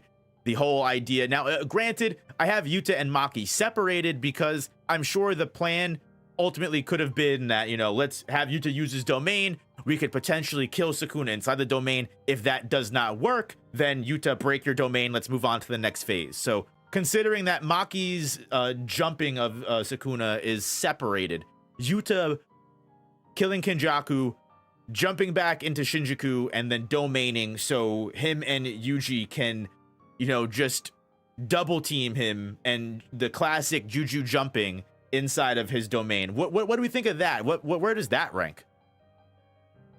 Oh, so you want to go first?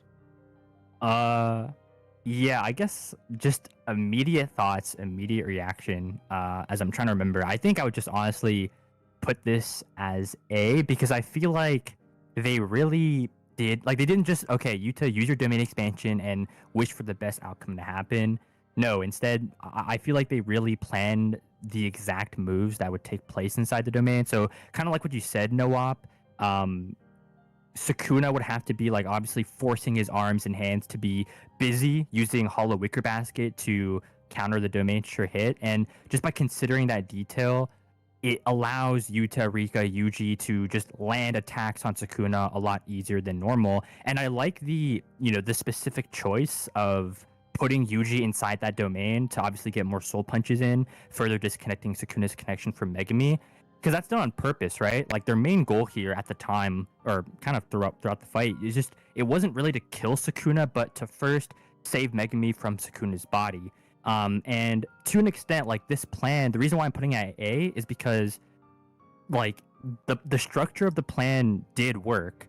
What didn't work was the crew's expectation of, you know, Megami saying yes to Yuji. That is what failed. So it's like, you know, maybe the one flaw is that they just expected wrong. Like, they expected Megami to join Yuji, and that was what's failed. But I think the structure and the build up to the plan did work. Like, Yuji did get to talk to Megami, did have a chance to do that. So, yeah. I agree with Fake Weave on that they didn't expect how far Sukuna went to bury Megami's soul. Like, this guy looked in the memories, saw the most important person in this person's life, and killed her. Actually, wait. I'll pedal back. I gotta remember, just like what I said for Higuruma. If I'm thinking about the result, since we are separating the Maki stuff, or like the Maki stabbing Sukuna from the Yuta backup plan, then maybe I'd go downgrade to a B. It's weird to say because like I said, the plan did work, but the result just kind of equated to like it just failed, right? Because they didn't expect Megumi to say no, essentially. Yeah, So Megami maybe kind I'd put it at of B. cooked them there on that one. Yeah, like Megumi's the reason why it's not going to be high for me. Are we I don't know. counting them bodying Kenjaku as a part of this? At all? No. Well, on its own, I mean, the narration says that like it was a perfect plan. Outside of like Megami not playing ball, Fair enough. I think it was pretty good. Where I put would an you A put at it? least, at A? least A. Okay, I think A makes the most sense. So we would all agree that this was a better plan than Higuruma in general. Yeah, I'd say so. I think that like the initial plan was they were supposed to all go in together until they went after Kenjaku. So I put an A personally. Gotcha. All right, yeah, and Yuta's domain expansion is like one of the best domains in all of the entire series, so we've definitely got to give it props just for that alone. Introducing us to authentic mutual love, or whatever the heck you want to call it, because that name is horrendous. Yeah, definitely a cool domain. Yuta has been needlessly glazed and then taken out of the fryer and roasted so many really quickly in this same arc. It's honestly astounding how quick the opinions are changing. But speaking of which, of characters whose opinions on them may have changed, up next we have Maki versus Sukuna, or Maki sneak attack on Sukuna using the Soul Split Katana. Basically, I guess the plan, quote unquote, you could consider it being Maki planning to hurt Sukuna beyond recognition with the Soul Split Katana and take his output down to where Yuji could save Megami. So Maki taking on Sukuna by herself. How well do we think that went? C. I give it a C because she did land a hit. But she did some really cool things. She did do really cool things. I was gonna say we got to give Maki props for like being one of the only people in the entire world, I guess in history, to make Sukuna want to lock in. I think that was crazy, and I think getting that scary moment from Sukuna where we see that smile on his face as he's like about to speed blitz Maki and grab her face, like terrifying. Definitely gave us a great moment. And I think the whole Soul Split Katana thing was really interesting. It finally gave us the concrete information that soul damage isn't something that can be healed unless you understand and can visualize your soul and be able to heal it. So I think overall, the idea of hitting Sukuna with an attack that can't be healed, good idea. Also, though, this is against the person that we do know can survive without a heart, and pretty much has been surviving without a heart this entire time. I know getting Black Flash at the end is never a good look. Yeah, getting turned into dust because she literally disappeared in that panel. She was just gone. Yeah, just getting vanished. She was vaporized.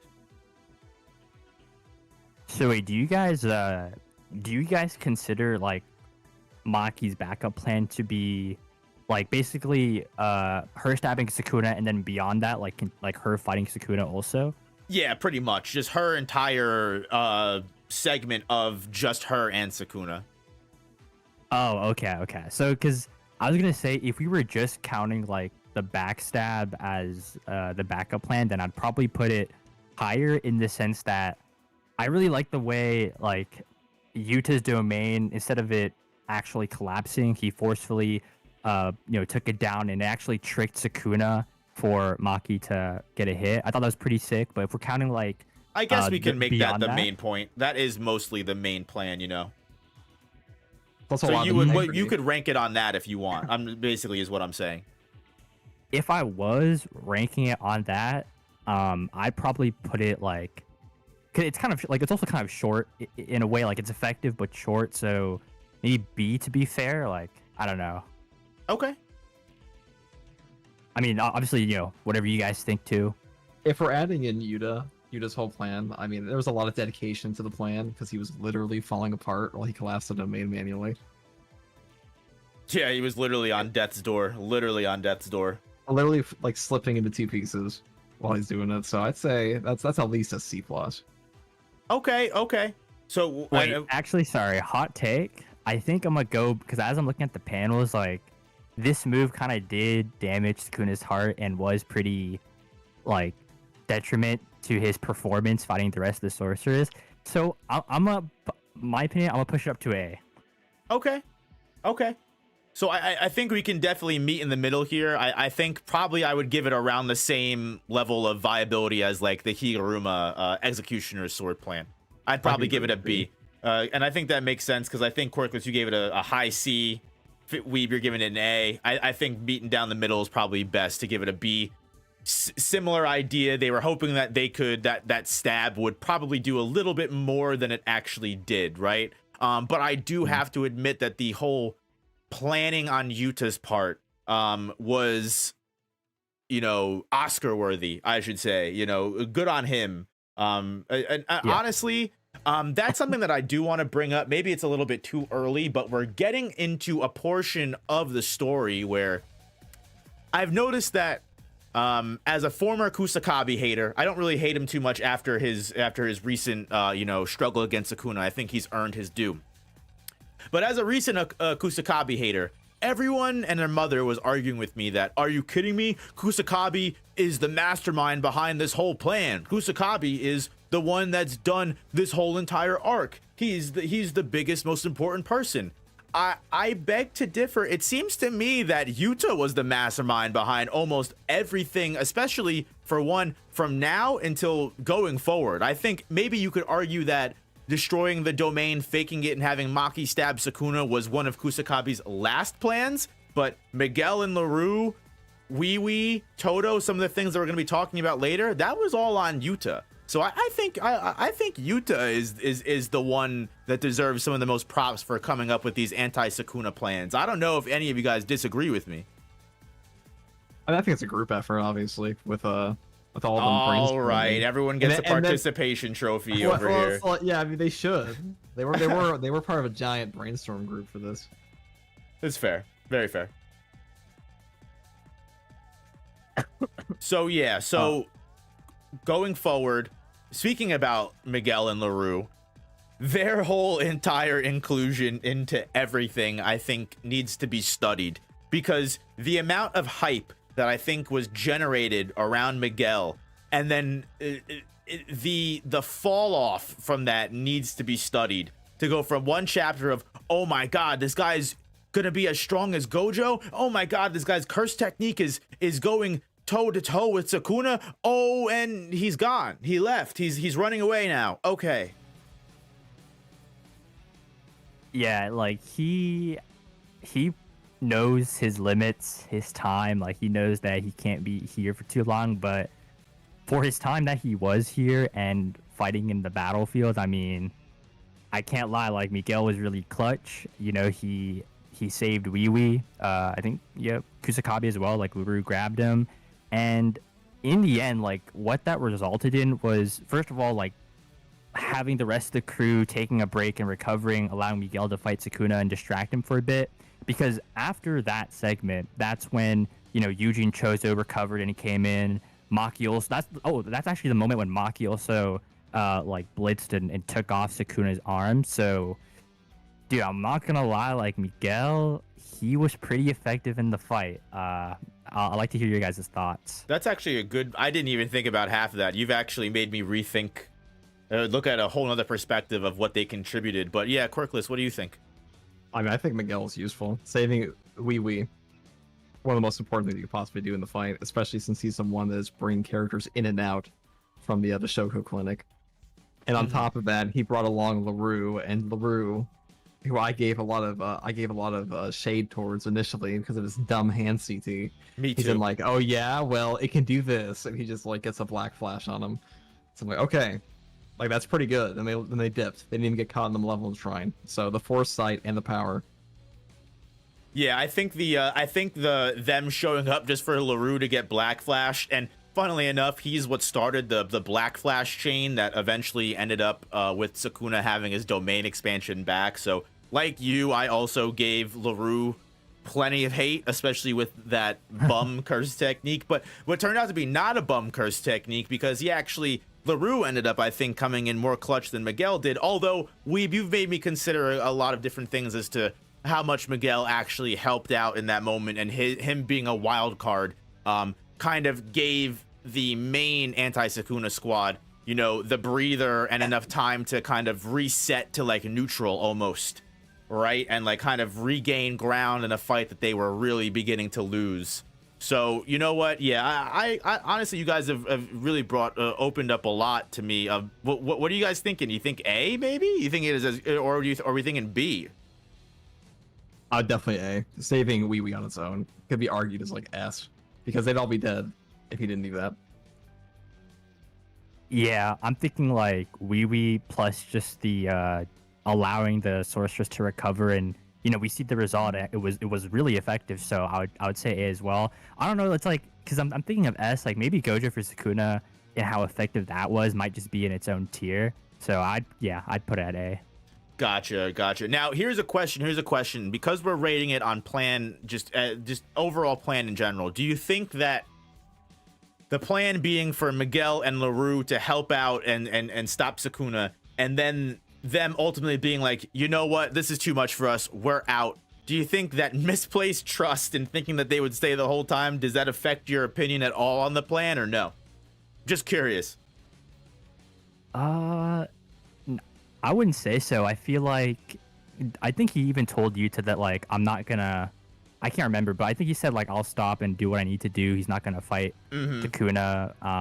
You know, just like how the heavy hitters are fighting him. So I don't think it affects my ranking for this their backup plan. Yeah, I think that his friend took a flight to Japan to get punched, so that counts for something. Fair enough. I completely agree. Yeah, I'll give it an A. You guys, you actually have turned me around for this one. I thought this one was going to be a lot lower than it actually was. But kind of going into what you said, Weeb, about there, probably, you know, like maybe Gojo and Sukuna is just a tier above. I think the one plan that is coming up right now that I think is genuinely probably also equal to S, just because of not only how great of a plan it was, how much it made sense, how cool of a plan it was, but it adds so much context to panels and things that we've been left in the dark on since like the whole time skip in general, and it saved not just Yuji but multiple characters apparently, and I don't know if you would really consider it a quote-unquote plan. I would. Just Wee Wee soul swap training in general for the team. I genuinely think that is probably also a valid S tier plan.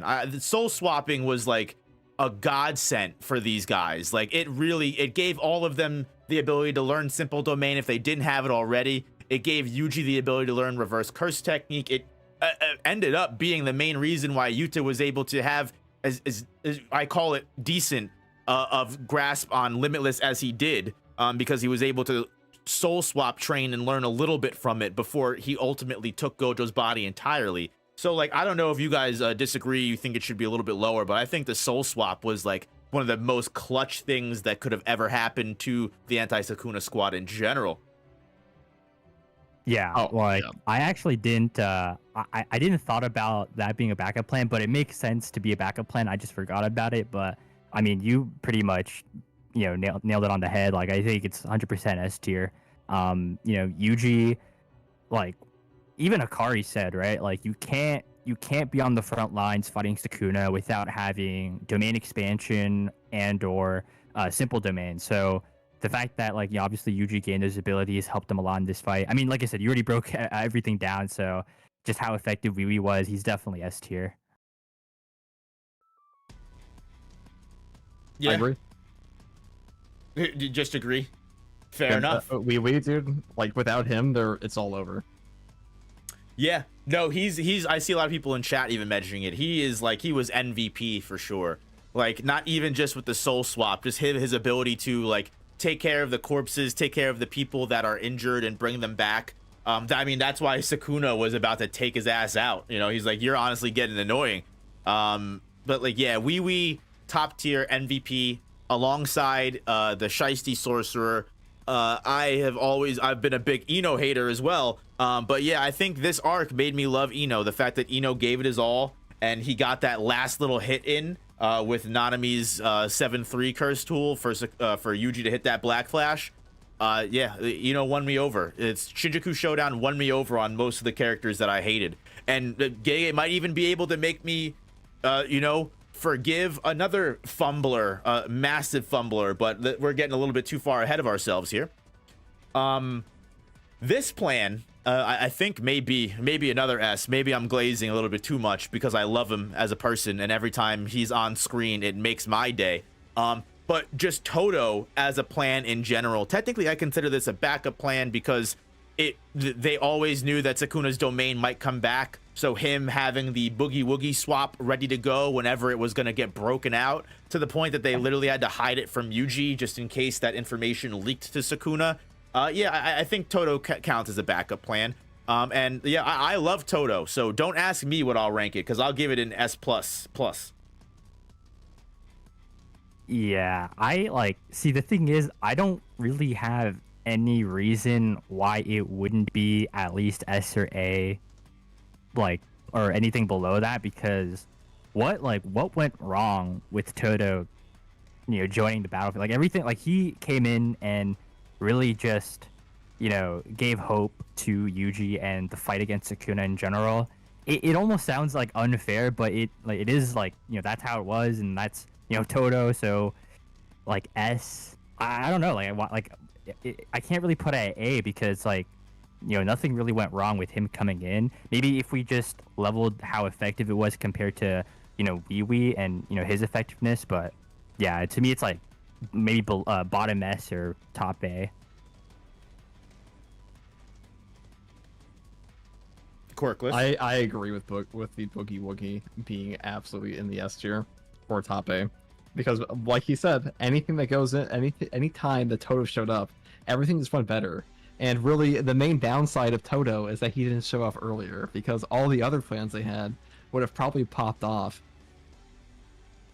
Yeah, if he was there.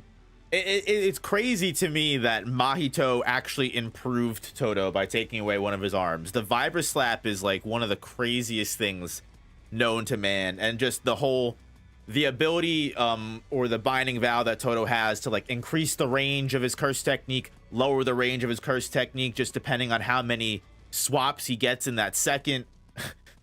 And like, yeah, like Weeb said, like it's impossible to not look at this as like a W overall, just because of Todo joining the fight has been no downsides whatsoever. There's only been ups, to the fact that Sukuna even specifically mentions this is the last person I would have wanted to join this fight of all of all levels of glaze to get from Sukuna of all people. That's crazy to me, that Todo was the one person that Sukuna's like, I don't care who's there, but I don't want that guy there. Like that's crazy to me. Yeah, I think Todo's a great closer. He's a great showstopper. I love that he's canonically basically been there for every final arc battle that Yuji's been a part of.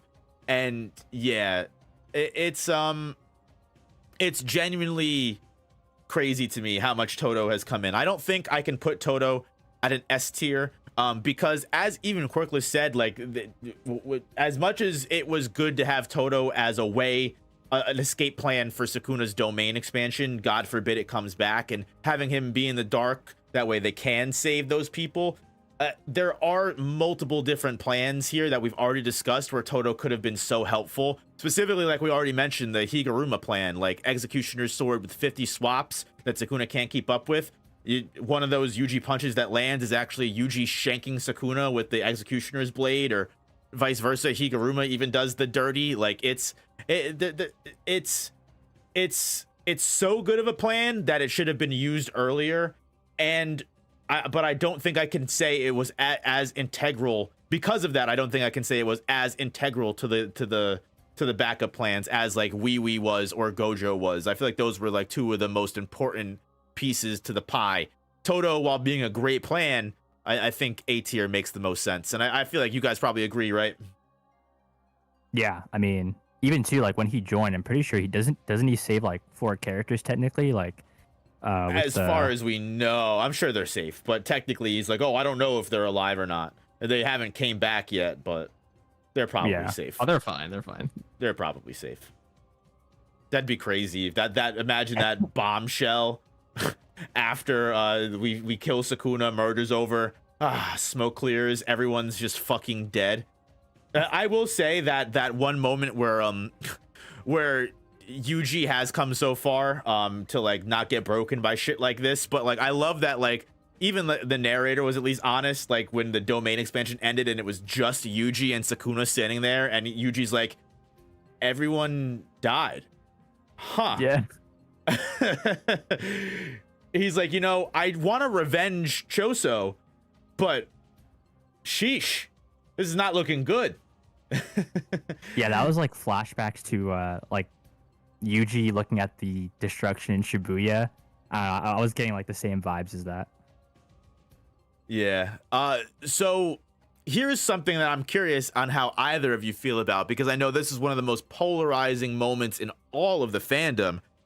Yuta planning to use Gojo's dead body with Kenjaku's curse technique. Controversial plan, not just in the series, because we know plenty of the characters were not happy with it in general. You had the whole Yuta becoming a monster, Gojo always being used as a weapon, you know, that whole narrative and character development, which I enjoyed. I thought it was great. Weeb, I know you loved it. I know you made a video on it. So like, yeah, I guess I'll start with you. You know, what did you think about Yuta becoming Gojo as far as like being a plan against Sukuna? Yeah, so like, and I also just want to remind chat, like, I'm not ranking this of like the moment itself, like Yuta going into Gojo's body. I'm just ranking this as like how, again, effective it was and good of a plan it was. And so kind of looking at it through that lens, I think I'm gonna put it at let me just quickly think. I'm thinking like B or A, because well, obviously he pops up, right? Sukuna had just regained his capability to use domain expansion, so you know the fact that Yuta came in was super clutch. And then yeah, like the domain expansion fight. I mean, okay, it's so hard to like not, because I know in this chapter too, like chapter 263, like when Yuta talks to Angel, he kind of associates this plan with like the next backup plan, saying after my domain ruptures, I want you to, you know, do the finishing blow. So if we're separating that, then I'm gonna say B. If we're integrating that, which we can't really do because I know you do have that as separate plans, then I would have said A. But I think right now I'm just kind of sticking with like B. Gotcha. What do you think, Workless? I wasn't really a big fan of Yuta coming back as Gojo. I don't think it added a whole lot to the story. I feel like there are a lot of ways to write around it, and I don't really think it was that good for Yuta's arc either. I go into more depth on it, but I just wasn't a huge fan of the whole. Well, I feel like it took away from Todo and Yuji. I feel like it really disrupted the pacing. And it also just makes like Yuta sacrifice less by just him being brought back in like some very convenient ways.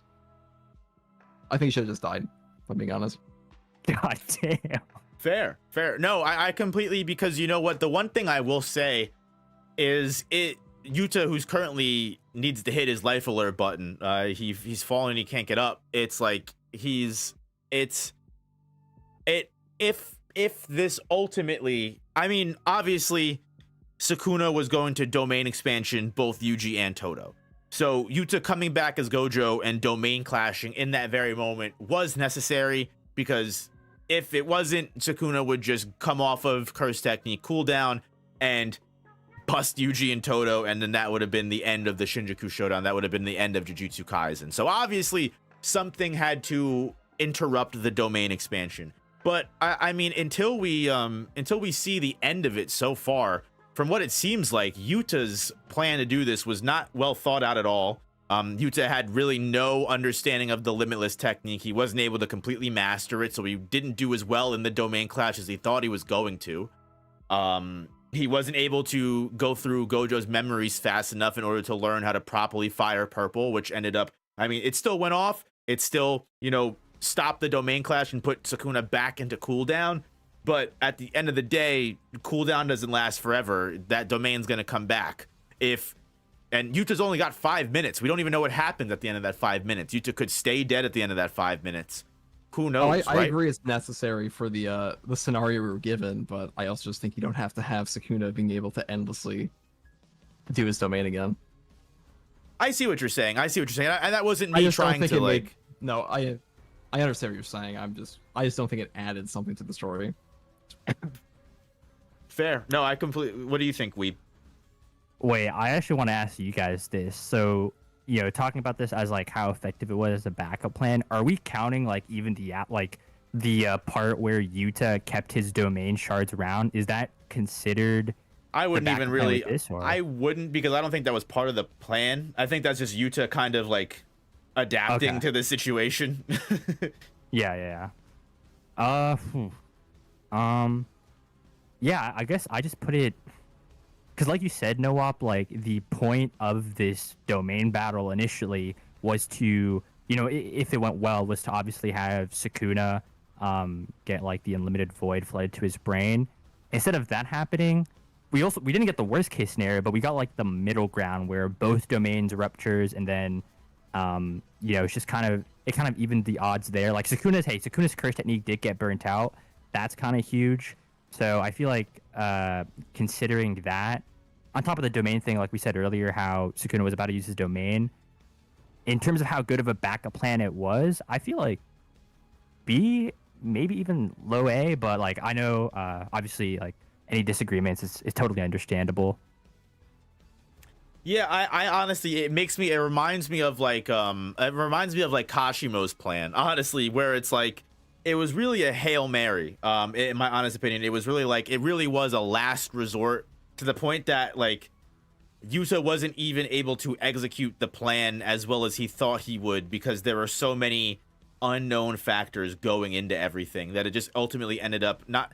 And I do agree with Quirkless too, where like, what was the major point of this, right? Like, what did this, every plan that we've talked about so far had a specific reason to kill Sukuna. The Executioner's Sword had to kill Sukuna. Yuta's Domain and Jacob's Ladder, while Yuji's Soul Punches could have killed Sukuna. Maki stabbing Sukuna through the heart. All of these different things, you know, everything. At the end of the day, having Gojo's body that already lost to Sukuna step in again to try and Unlimited Void or Hollow Purple, you know, I don't really like that plan as much. So I think if you're going with a B, fake weeb, I would imagine Quirkless, what are you giving it, an F? No, I wouldn't give it. I think the actual plan's fine. Like the actual plan itself of like taking over Gojo's body when you're chopped in half, that's totally fine. I just don't like that it happened. What would you rank it? I would probably put it like A, probably A. Yeah. Okay. I mean, I think it saved their lives. It's true. I guess it did save them. So I'll give it a B, I guess. Fair enough. This maybe things could change if you know, Yuta Gojo comes back at the last second. But again, that's just my opinion. These are all our opinions. You know, if you guys feel differently about any of these plans, I'd be more than happy to hear why you feel differently. Maybe we're just missing something. I mean, one thing that you can tell from probably this whole stream is like a lot of us feel very differently about a lot of different aspects of the story. But I think the final, you know, nail in the coffin, which, I mean, fingers crossed, guys, this is supposedly the last and final plan. If this doesn't work, I don't know what the heck we're gonna do. But this is the plan that Sukuna assumes that Angel is not going to join the fight whatsoever. Yuta took Jacob's Ladder, and that was their way of bringing Angel to the fight. Angel's not going to show up in person, and Sukuna assuming that there was only one person in the fight that had access to Jacob's Ladder. I think good misdirection for sure. I like that idea because like I think of as someone that just came off of Hunter x Hunter. I'm thinking of, you know, Crollo and his Nen ability, where he does steal the Nen ability, but the person who's stolen can't use the ability while Crollo has it. So it is interesting using the idea of a copy technique and how someone would assume how the copy technique works. I think that's very interesting. I don't know how well this Jacob's Ladder is going to work, considering we've seen Sukuna tank a Jacob's Ladder earlier in this fight. Although Angel using it might be different from Yuta using it. Also, Sukuna is 10 times weaker than he was when it worked last time. What do you guys think? Actually, I don't mean to backtrack anything, but like when you were talking about the point of how like when Yuta uses copy and then the enemy doesn't really kind of acknowledge or realize or just like consider the possibility of the original user using the same technique, like just you talking about that point, it kind of reminded me of the Yuta and Gojo thing, where would we consider, because I don't know if we talked about this, but would we consider like the Inumaki voice recorder plan into that Gojo Yuta thing, or is that separate? I guess that's actually a good point. I didn't even really think about that. I guess like Inumaki's like voice recorder was actually, for all in all, I'd probably give that as the same level of like efficiency as like LaRue's curse, like LaRue's curse technique, Ino throwing the 7-3 tool at Sukuna, and then now we have the curse speech freezing Sukuna to all land really critical hits on Sukuna. So I think that is honestly the plan that works the best. I would honestly be willing to put that in like the A tier plans, but I don't know if Corkless feels any differently. I agree with A. Awesome. So like, as far as it goes, yeah, I guess that I would probably consider that differently. That's probably an A. So that might push the Yuta Gojo up a little bit on the tier list if we were considering that part of the same one. Yeah. Okay. It really pains me that Cosmo was so low. I know, you and me both. In terms of like this Angel plan, obviously, like you said, it's really hard to rank this because we don't really know the aftermath or the outcome. I am kind of on the belief that this final Jacob's Ladder will be the like end to this quote unquote like mini arc of Jujutsu High versus Sukuna. Assuming that is the case, right? Like the next chapter starts a new focus or whatever, then I'd probably have this honestly at A, because I really, like you said, love the kind of copy being 2 cards in one hand, where I don't know, I like the nature of that, where psychologically the enemy doesn't realize, because he's so used to Yuta copying and using that same technique, so just naturally they would forget about the original user coming in. I thought that was just well explained, and it makes a lot of sense. But again, like if this Jacob's Ladder fails, I can't really put it A. We don't really know. So yeah, assuming it does end the battle, I'd put it A. Because I don't know, I'd probably put it like B. I agree with you, Fake Weave, on this. That if we don't know, but I will say if Jacob's Ladder doesn't do anything substantial here, it is officially trash. Yeah, I agree with you guys, where like the efficacy of this plan and if it works or not definitely determines the rank that this plan sits on. Because if Sukuna just tanks it, or just eats Angel's other arm, I don't know. I don't know what could happen, but yeah, then it's just a plain F. If this actually is the attack that ends the Shinjuku Showdown and moves us into the next section of this fight or whatever we're going into, then hell yeah, I'm all for it. That was definitely like a solid B tier plan. I think it's kind of hard to even give this one a rank until we know what happens, but I honestly, I think it's a decent plan. I think taking advantage of, as we talked about, the whole copy having 2 users of the same technique, no one expects it. I think that's a pretty reasonable and logical conclusion to make. So got to give Yuta the props on that one. And again, that ultimately brings me to why Yuta is the MVP planner of the entire anti-Sukuna plot. But hey, to each their own. True, no, he was like, yo, Angel, we need you for one more thing. If you can be our finishing blow. Like, he really did kind of you know, I don't want to disrespect Kusakabe. I feel like he's also done a lot, and he's like a good knowledge bank to the sorcerers. But I think Yuta, like no one talks about that. Like I've never actually heard about that. How Yuta you know, was like a great planner all this time. Like I think he's very underrated in this fight. He put together so much. He fucking went across the world, met with Miguel, and convinced Miguel to go and help out. He met with Angel and put all these different things together with Angel. He took care of Kenjaku, or like I guess like had Takaba fight Kenjaku and then took the killing blow on Kenjaku. Had Rika take care of all the cursed spirits and mop that up, the mess that Kenjaku's corpse would have created. Yuta did so much, man. Yuta gets a lot of hate for this whole Yuta Gojo body thing, but I feel like people are they're coming for the wrong person. We should be aiming all of our hate towards the bum that's been off screen fighting another character for 20-30 chapters. Oh boy.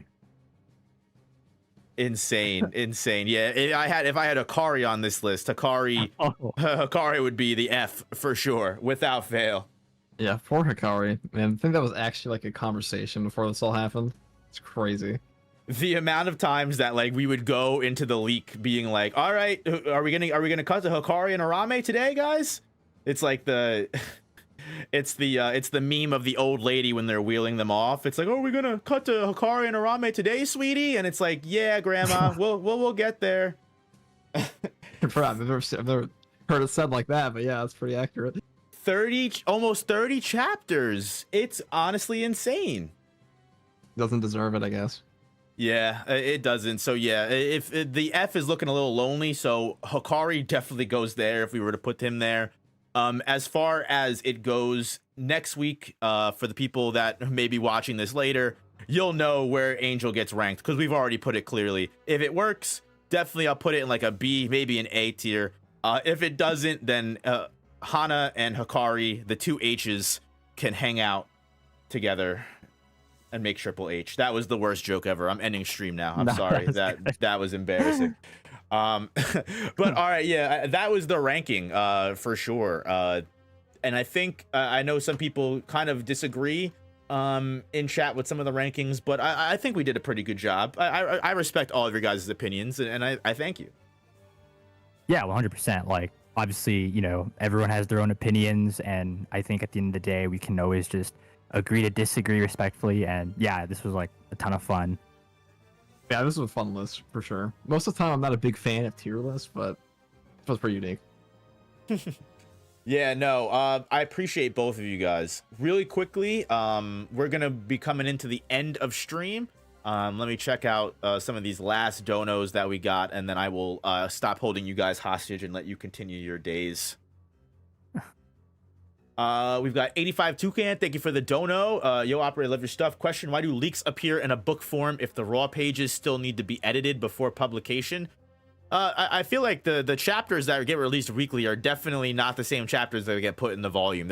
Sometimes there's a lot of editing or extra stuff that gets added, right? Yeah. Wait, is he saying like the book form as in like the volume, or is he saying like maybe that's what they're saying? True, they're talking about they're talking about the Jump magazine. Yeah, like the because they are talking about the Jump magazine, then like the raw pages are like that's what you're gonna get, and the only difference that's obviously translated in because they finished the chapter before, but if you're talking about the volume cover, like yeah, they can totally edit that and have a bunch of time to do that if there's any mistakes. I mean, recently, right? Like the chapter 213, Angel firing Jacob's ladder on Sukuna. Like yeah, Gege did a couple pages. Gege drew that fucking whatever forgot he was drawn for Jujutsu Kaisen and not whatever dojinshi he was fucking. God. He was greenlit or ghostwriting for or whatever. That Hana and Sukuna page is insane. But yeah, no. Yeah, Gege does the extra pages all the time. Same thing when like the Maki taking down the Zenin clan section was like all sketches in the weekly release, and then for the full volume, Gege redid all of the drawings and everything, which I assume we'll probably get for the one chapter where he wasn't able to finish when Rika carried off Yuta and everything. You guys remember what I'm talking about? Yeah, I remember that one. Yeah, that could be fixed, and I think the next volume, like, if In the one I don't know, where- I don't remember the volume chapters. Yuta looked like Phineas and Ferb. So like, yeah, now that you probably hit the nail on the head, where I think they're probably talking about why do the leaks show up in like, why do they look like they're in like a volume, but it's actually just the Shonen Jump magazine that they're taking pictures out of. Makes sense. I think that's actually what they're talking about. And then Christian Martinez, thank you for the dono, just said sup goat. I imagine they're talking to Corkless on that one. I agree. Oh, thank you. Hey, what's up, Christian? Oh, someone just popped in. We got Prodigy. What's up, man? Hikari holding off Arame is the best. None of this would be able to happen with the non-binary ice switch freezing everyone who can't heal like Hikari. I've said that time and time again. Arame coming into the fray is the worst thing that could ever if they come in, we're cooked. If Arame comes in, we're absolutely cooked. There's no way we're gonna be able to beat them. Yeah, I didn't get a say in that. I know you guys said like F tier. I probably wouldn't put it F tier, but I don't know. I like Hikari is, you know, obviously doing his job against Urume. I'm just kind of like wondering. Obviously, it's been 30 chapters. Just like when you take in the fact like how much battles happen within 30 chapters, and then Hikari and Urume, maybe they're finished this. They're finished their fight. Like we just don't see it yet. I don't know, but yeah, maybe like that would be probably easier to rank when we actually do see the fight. Unless it's off screen, then that's unfortunate. The definite possibility. I just want to see Arame fight once, man. I feel like Gege knows it too. That's why. I just want to see Arame fight once. Really, all they have to do is just be an ice wizard, basically. It's not that hard. Yeah, it's just, you know what it is for me is I feel like Arame has just been like teased so much to the point where like in Shibuya, Arame like handles like half a dozen of them at once. They incapacitate Maki and Yuji with one maximum output Friesen, and like we finally get Arame up against a strong heavy hitter. Like I was hoping either Kashimo fought Arame, which I think would have been an awesome fight. If like Kashimo had to fight Arame to get to Sukuna or something like that, I think that would have been cool. But Hikari is like the next second best, and that's like, it's such a great matchup too, which I think is what grinds my gears even more. There's such a great matchup and a great fight to see. And then Gege's like, I'm not going to show them any of this. And it's just, I just want to see Arame fight once. I would love to see, just show me Arame's domain. Or like, just one chapter of them just throwing hands back and forth. And then you can never show it again. I don't know. Yeah, I mean, you can't, like, I'm pretty sure in the, like, bits of chapter where Hikari is fighting Urume, like, Gege says like Urume is like the true essence of ice sorceries. Like, bro, you can't drop that information, that hype, and just not show that battle. So I'm gonna be patient. I gotta be patient. Maybe it'll happen. If it doesn't, then yikes. That is very unfortunate to never really see a proper Urume fight display. I've lost all hope that we're seeing that fight. There's Maybe no that way. orb is OP. We'll never know. We'll never know, apparently. But yeah, thank you all so much, guys, for hanging out with us. Thank you, both of you guys, for making time to hang out with me. I sincerely appreciate it. Both Fake Weeb and Corkless Shinobi's channel are not only in the title, but I have to add them to the description. They will be in the description. But yeah, thankfully YouTube has the handle situation now, so you guys can definitely go check out their channel. Please do. They both make awesome content. And yeah, I mean, if you've liked what you've heard in this discussion, and you like it from any of these guys, please go check them out. Awesome people, and they deserve it. Yeah, thank you. And I gotta give huge respects to Noop. I don't know if I told this to him before, but I feel like the way he does streams and the way he organizes things, the way he also brings people in to collab, it, like, you might not notice, but I really do appreciate that, like, effort and that hard work, because a lot goes into it, especially setting up a stream in general. So as always, Noop, I really appreciate you for inviting me and Quirkless, and yeah, we had a lot of fun. Thank you. I appreciate that, man. Thank you. It means a lot. With something that nice, now if I say like thanks for having me, it just sounds pathetic. Yeah, you gotta say something higher than what I said. Just became a glaze competition. I can't say I'm mad. Like a 2-paragraph. No, thanks for like constantly. You know, I wasn't really feeling it on YouTube for a bit there, and you pulled me back in. I really appreciate it, man. Hey. And like, it's been a while since I talked to you guys, so No, I appreciate you making time, man. I'm happy to have you here. I'm happy to have you in this space. Both of you guys are awesome, and I really genuinely do appreciate your opinions and your contributions to the conversations. That's why when I was thinking of wanting to do this, you guys are in the group chat. I've been trying to set this up for a little bit, but when I figured I wanted to get more direct, I knew you two would probably be the best people I had, because I knew I would get, you know, some great opinions, some great thoughts, and just, you know, I genuinely appreciate you guys being great guests as well. As you know, as Weeb said, it might not be easy to set this up, but it's also it also becomes a lot easier when I've got good guests that add a lot. So I thank both of you as well, for sure. Appreciate it. Appreciate the glaze. But before this gets too crazy, I am going to call it, guys. Thank you all so much if you've been hanging out. I appreciate all of you at home as well, more than anything in the world. You don't understand. I'm sure all of these guys also feel the same way. The fact that any of you would take a second out of your day to watch any of us or our content, or just hear us yap about Jujutsu Kaisen, means the world to me. I'm sure it means the world to these guys. And we wish you the best of your rest of your day, night, afternoon, whatever time zone you're in. I hope you kill whatever goal you're looking to achieve, and just know that if you don't think anyone's out there for you, I'm sending spirit bomb energy out there for you, and I'm gonna make these guys also send some spirit bomb energy out. But appreciate all of you guys. Everyone have a good rest of your days, and I'll see you guys in the next one. Probably do a stream maybe on Friday. We'll see what we can put together, but have a good rest of the night, guys. I'll see you. We'll be done with break week next week. Peace.